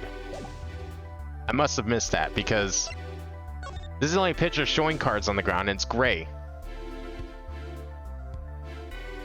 Are we... Did we specifically... I know we said these cards are correct, and that the chips are correct. But, like, are we saying that every single blue card was on the table? Well, yeah, the deck used last hand is blue, but, like, we're for sure... We for sure know that none of the blue cards fell on the ground. Like, why is there a mess on the ground in the first place, then? Someone got mad and threw cards. So how do we know none of the cards on the ground are the cards that were the blue cards? Gavin was saying this was fake, and Nick was like, you can only know that if you... Oh, right, yeah, that part. Okay, I forgot about that bit, yeah.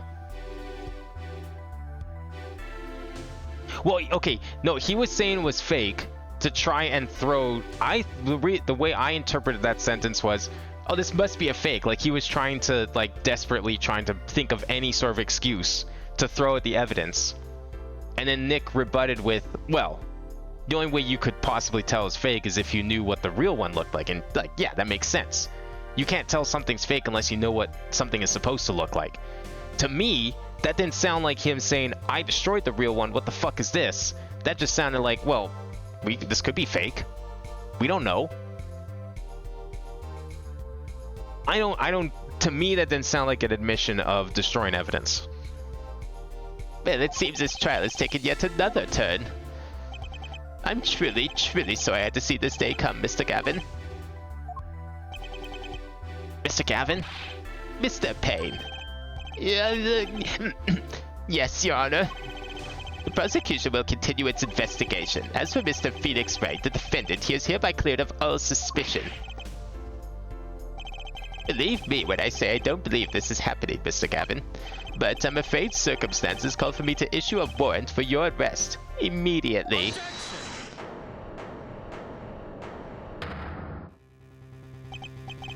Oh, no need to apologize. I rather enjoyed myself. It's not every day you get to witness a legendary attorney's dirty tactics firsthand. Your point, Mr. Gavin? Frankly, Your Honor, I'm shocked that a person of your caliber would be taken by a low-grade parlor trick. Excuse me? Defendant is cleared of all suspicion. This is hardly the time for jokes, Your Honor. Mr. Wright hasn't proven anyone's guilt or innocence here. What he has done is use illegal evidence to put the blame on someone else. Not just anyone else, but me, his own defense attorney. Illegal evidence? Let me ask you, Mr. Gavin, is there still any reason at present to suspect me of wrongdoing? Of course. This bottle, for instance. Ball of grape juice Mr. Wright was drinking. I do intend to explain away the fingerprints on the murder weapon, and not just any fingerprints. Am I right, Mr. Payne? Actually, yes, the fingerprints on the bottle were upside down. Seem to recall this being an issue earlier. The court in this case demanded an explanation. I can think of only one reason why one would hold a bottle upside down, and that is to hit someone with the bottom of the bottle. Well, Your Honor? See how the caught fish squirms to last. Well, Apollo? Yes? Your boss seems awfully concerned about this bottle still. But I'm sure you can come up with a suitable explanation. Just like that. Yeah. Just like what? Why would anyone grab a bottle upside down other than to... Don't let him trick you into thinking his explanation's the only legitimate one. Is there really another? Take another look at the court record. I believe you'll find a simple answer there, in plain sight. Why don't we just say the answer in plain words?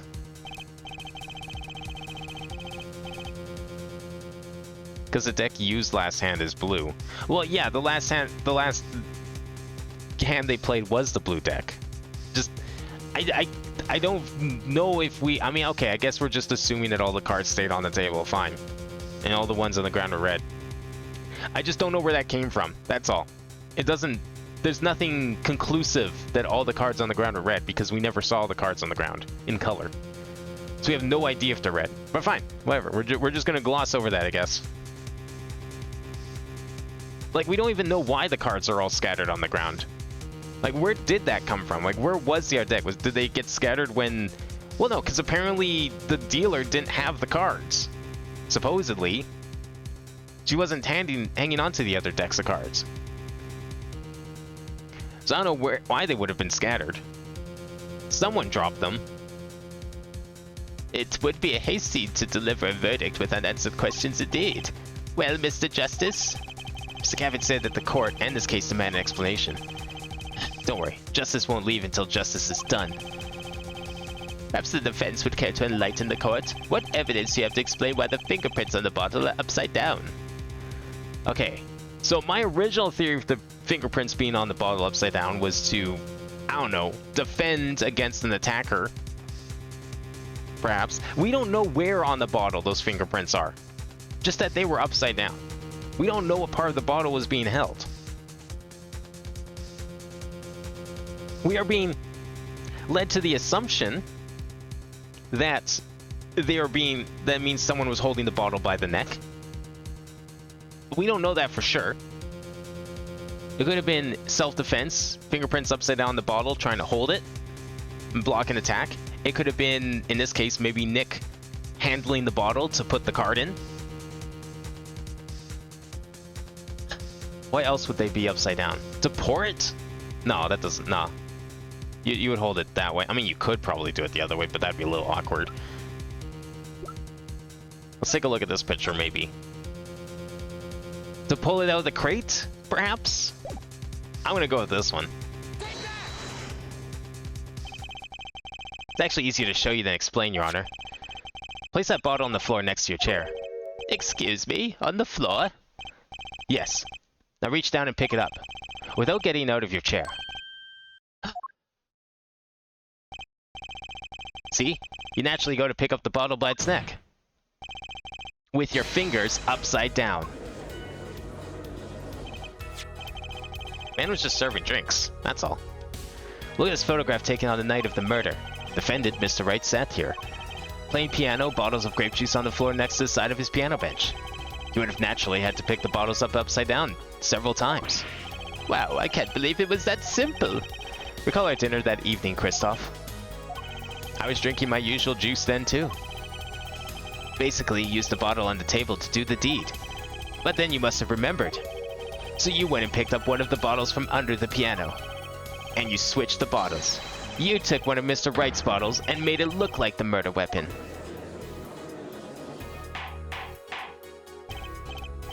Order! Order! What do you have to say to these charges, Mr. Gavin? Fascinating. So this is the legendary attorney's famed tactic of misdirection. What? You claim that I switched the bottle? Where's your proof? Oh, now we're asking for proof, eh? We're just fine with all the other assumptions, but now we're asking for proof. That's when you know the shit's getting serious. Proof? Well, that's, as I thought, more baseless conjecture. I'm afraid your bottle of proof is quite empty. I wouldn't be so sure about that. Your Honor, when you initiated the investigation of the hideout earlier, do you recall I questioned an additional investigation? Yes. I have your memo about that here. Retrieve the bottles from under the piano at the Bosch Bowl Club. And here's one of the bottles in question. What, are you gonna dust that for fingerprints too? I would be surprised if any were on that but his.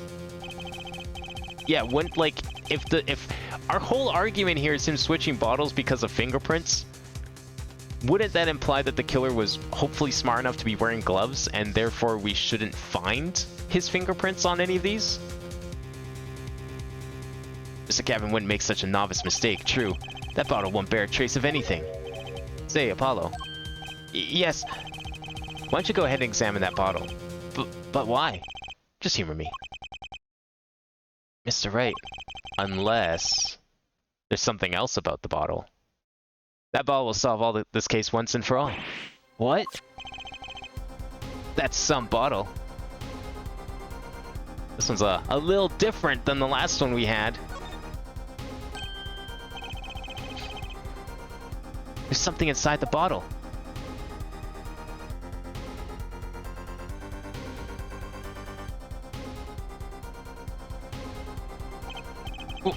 What's this? That card. It can't be. Recall that unpleasant woman's testimony for a moment. Miss Olga, really? Yes. A little swindling Devocha. Devochka? That night I planned to plant the card like I was supposed to. And Wright lost the last hand just like he was supposed to. Then Smith searched him. But the planted card was gone. The trap failed. Wait, this isn't... You're telling me this is the planted card you disposed of? The one you mentioned in this piece of testimony? I happened to put my hand in my pocket and found a card. Yes, I snuck a peek at it and found it was the 5 of hearts. I had a feeling something might happen, so I disposed of the card before the game. Disposed? Where?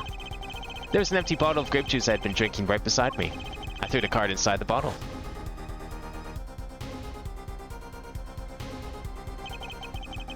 The 5 of hearts. This is the card. The bottles were swapped, and the only one who could have done that was the 4th person in the club that night. You, Mr. Christoph Gavin.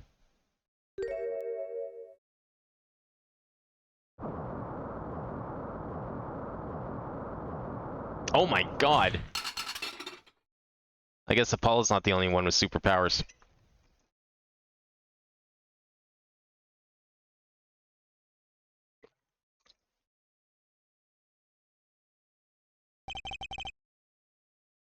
That is all.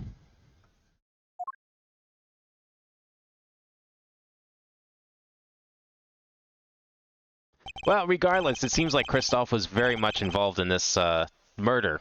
Even if, you know, he didn't actually kill the guy like he says he didn't. Is this your idea of revenge, Phoenix Wright? Revenge? Revenge for the events that took away your attorney's badge 7 years ago. My past is like my logic, straight and true. Nothing's changed.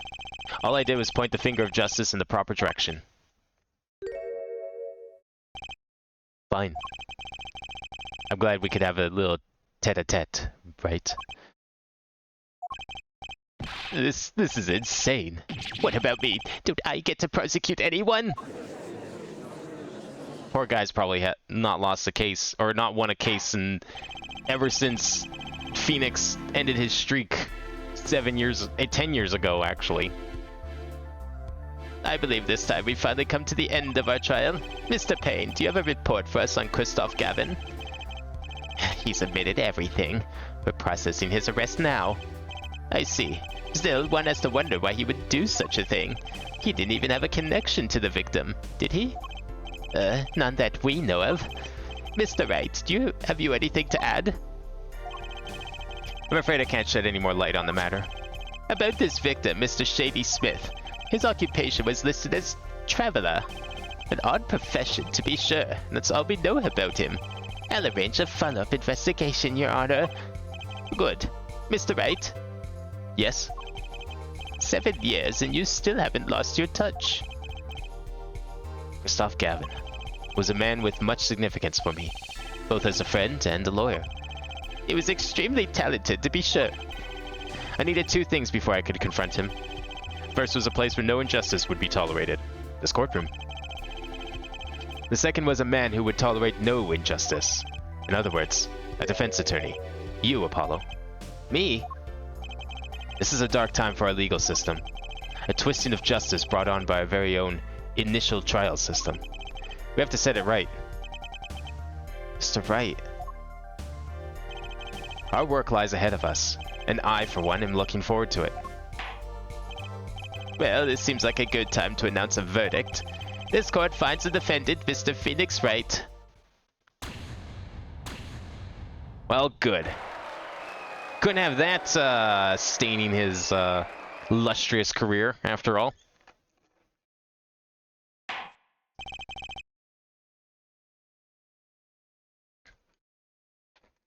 Court is adjourned.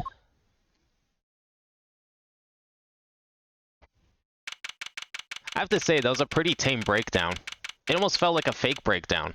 Like as if we're going to see that guy in court again at some point.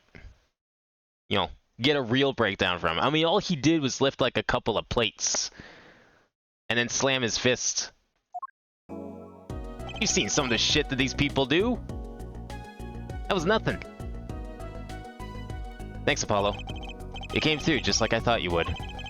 I'm pretty sure I didn't do a thing in there. It was you who cornered Mr. The killer. I couldn't have done it by myself. You sensed it too today, didn't you? Your ability. Ability? Yes, sensitivity I lack. You'll come to understand it soon enough. Wait, what if he means... I have one question for the witness then. You say you saw the moment the defendant hit the victim. Is this true? Of course it's true. What's this weird vibe I'm getting? What was that, Mr. Wright? You'll have to find the answer to that question yourself. The answer, right. Tio's full of questions without answers. Most of them about Mr. Gavin. What possible reason could he have to commit murder? Perhaps he'll learn that in the days to come. Huh? Wait, you don't know, do you? You don't know, do you? This locket is the key. Huh? Oh, that reminds me. I met the girl whose picture's in your locket.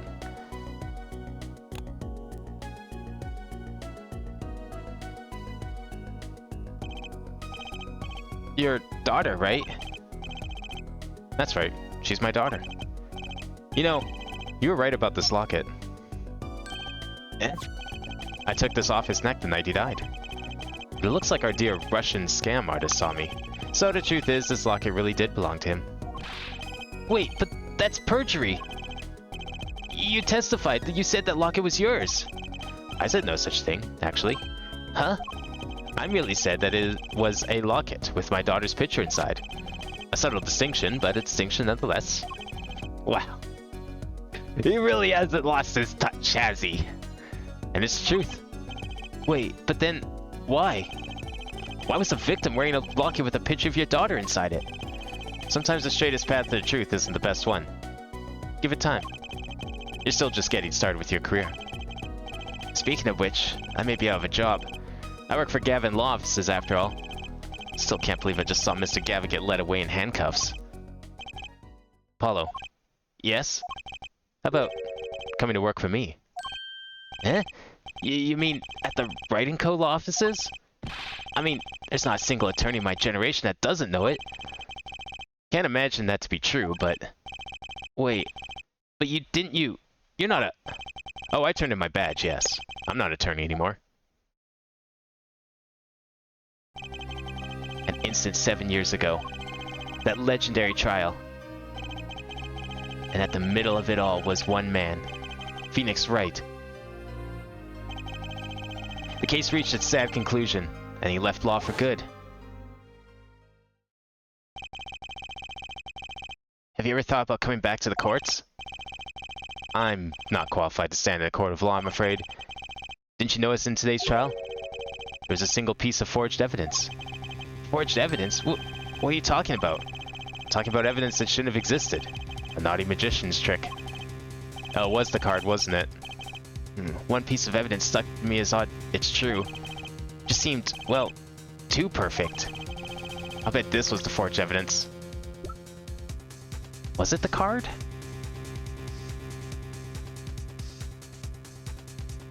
What evidence have we not used? We kind of used everything, haven't we? We didn't use this evidence, did we?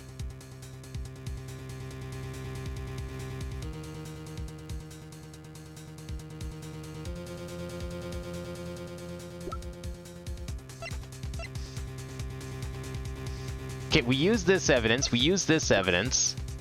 We used this one, we used this one. We used the cell phone, we used this, we used this. I don't recall using this. But I feel like, why would this matter for him? Like, yeah, okay, this was a piece of forged evidence. Why would that matter, affect him and his ability to be in court? Like, the only way forged evidence would concern him is if he was providing it, which has to be the bloody card. And before it's the autopsy report. Yeah, it is the card. Okay, that's what I thought. You mean this, don't you? I got this from your daughter, Mr. Wright. Yes. That card couldn't have been found at the crime scene. Why? Because the killer took it with him when he left.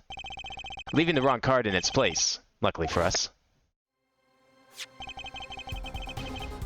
Yeah, so he wasn't trying to bluff and make excuses. He actually did take the card. Court can't accept this evidence. It's a fraud. Fraud? How can you be so sure? I would think the only person who could claim it was a fraud would be the one who took the real card from the crime scene. The real killer. My verdict was already handed down 7 years ago.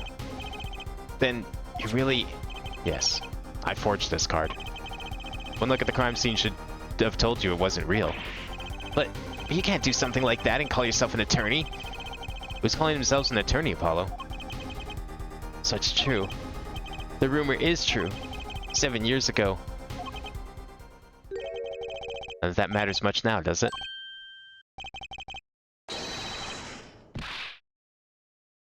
The fuck did he do? I punched him. It's your story from here on out, Apollo. Perhaps I can help you turn the next page. My office's address. Drop in if you like. Mr. Wright. I can't imagine their office has a good reputation if the guy whose name is on the door got disbarred because he forged evidence. Oh, about your uppercut? Try yelling, "Take that," next time. I find it packs a little more punch. You know, he should have taken his own advice in Marvel vs. Capcom, just saying. I don't remember him throwing one uppercut in that game, let alone yelling, "Take that," when he did it.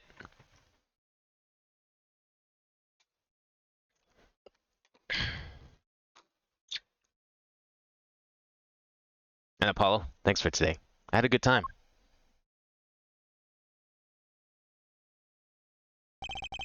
And with that, Mr. Wright walked out the door. And that's how my first trial ended.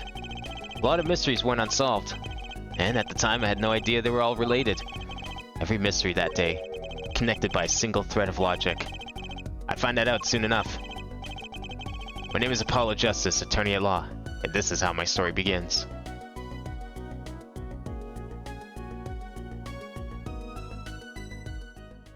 Wow, a lot of questions. Already, we're doing a better job trying to keep a thread between the cases than any of the other Phoenix Wright games have done.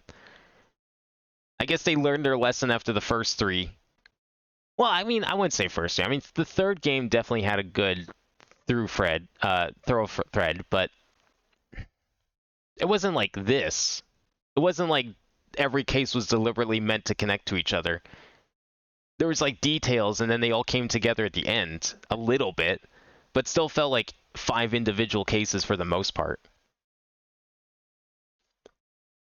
But this one sounds like it's trying to actually set something up, like the Edgeworth games did. So it seems like they learned, by the end of the trilogy, they learned to try and do that. And I'm going to assume that means that every Phoenix Wright game after this point is going to try and do that, which is great. That was one of my favorite parts of that game, or those 2 games.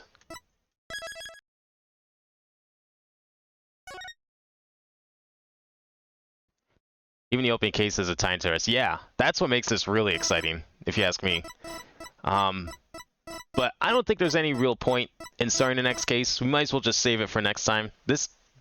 I was not expecting this first case to take this long. I'm going to be honest. I thought it was going to be shorter, like the other games were. So, that was nice, though. That was a good, proper first case. Really looking forward. There's only 4 cases in this game, which is a little surprising. Unless they really did hide the 5th one for some reason. But I'm going to assume that the menu was correct in saying that there's only 4. So next week we will start case number 2 and see where this goes, and maybe we'll get some more details about how the hell Phoenix Wright got disbarred. Because I don't know, this is a Phoenix Wright game, and it's kind of weird that he would just admit to forging evidence. I feel like there's some more truth to that. You know, even when witnesses and everyone are assured, like, insist that they're telling the truth, they're never really telling the truth. So him forging evidence, I don't know if I fully believe that. I don't think he has. And clearly it must not be 100% true, because we know he's back being an attorney in the later games. I've seen pictures of him with his badge in the 3D games. He does get his badge back. So a little bit of future knowledge there, but something clearly must happen in this game to clear his name. And I'm guessing that's what the main plot of it is for. So I'm very excited to see where this goes. Game 5 does something annoying, Imo. The order you play the cases isn't the chronological order of plot. I don't know, that doesn't sound annoying to me. But maybe it's still not, maybe it's not handled well. Yeah, the game says 4 chapters. Can we go back? Return games menu. That's a good option. I like that screen. Yeah. 1, 2, 3, 4. We go to like one of the other games. Like that one's got 5 in the DLC. That one's got 5 in the DLC. And this one only has 4. So unless they're hiding something, it's kind of weird that they're willing to spoil all the other pictures though, nonetheless. But then why hide the 5th case, right? So I don't know. Maybe. I don't know if maybe Apollo Justice did something special, but I know in like on the DS with the other 3 games, it wouldn't show you any of the cases. It only showed you the cases you had unlocked. So you had no idea how many cases were in the game. These trilogies, though, they show everything at once. You can play every case in any order you like. That was one of the features that they put on the box for these trilogies. The first one did it. The Investigations trilogy did it. This one's clearly doing it. I'm sure, even though it from my understanding, makes even less sense in the Great Ace Attorney, pretty sure it also does it. So the fact that if they are actually hiding a case, that's a little weird. Maybe they are, but it does only show 4 cases. So I'm assuming that there's only 4 cases in this game. That's all I'm going to say on the matter. Well, we will find out. We'll find out one way or another if there is a case 5 once we get through case 4 in a few weeks. But that'll be it for today. We will continue next week. I will be playing some more Bomb Rush tomorrow, probably finishing the game. I'm going to try and get some mods queued up for it. One way or another, I'm going to check some out today and tomorrow and see what we got. Friday we got some more Minecraft. I'm still chipping away at the walls, don't worry. So we should have that done in time for Minecraft stream on Friday, and we can get started on the rest of the room. We got more we got part 3 of Superland next week as well. We got to do act 2 of it. I don't know if that's going to be the final part or not. My guess is it probably will be, but we'll see. And then yeah, we'll do case number 2 of Apollo Justice next week, next Tuesday. Case 4 may be considered 2 major parts if so. Ah, okay. On the original, I do have to ask then. On the original DS Ace Attorney, Apollo Justice, did it have 5 cases or did it have 4 cases? Because maybe it could just be a really long case. I mean, the last case of Phoenix Wright game is usually pretty long, and the Investigations 2, case 5, was definitely 2 cases. That like felt like 2 distinct cases in one. It wasn't as long as like Investigations 1, but it still felt pretty long. Yeah, it could very well be. Maybe it really is just 2 major parts. I don't know how it was listed on DS, so maybe it feels slightly different there, but doesn't matter. We'll see when we get there. We still have a long ways to go before that. I don't know how many parts this is going to be. Probably the usual amount, regardless. I mean, how many was like the other 3 games? 6 or 7 parts, I think, something like that. So I expect this to be fairly similar. It's technically 5, but I can see merit to be in a very long case 4. Was it listed as 5 though on the DS, or was it also listed as 4 on DS? I'm assuming they're just going off the original numbering. Next week we meet Nick's daughter. Yeah, I'm sure we'll get to like meet all of the Apollo's I don't know what you want to call it, entourage next week. Just like in the first game, we got to meet all of Nick's actual characters next week. I wonder if Gumshoe's in this, or we're gonna get a new Gumshoe as well. Oh no, you know what? I bet we are getting a new Gumshoe. It's probably what's her name? Emma, I think. Emma Sky from 1.5. She's probably the new Gumshoe. Maybe Gumshoe's in this too, but I'm guessing she's kind of supposed to be a replacement. You know, this being like a failed attempt at a soft reboot. They were passing off the baton to new characters, and everyone was like, no, don't do that. My nostalgia. We can't have new characters. We gotta have the old characters instead. And they're like, oh shit, you're right.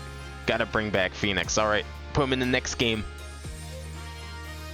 But I'm guessing we'll probably just meet everyone, because that's usually how these games are structured after all. Anyways, thanks all for watching tonight. I hope everyone enjoyed. And I will see you next time.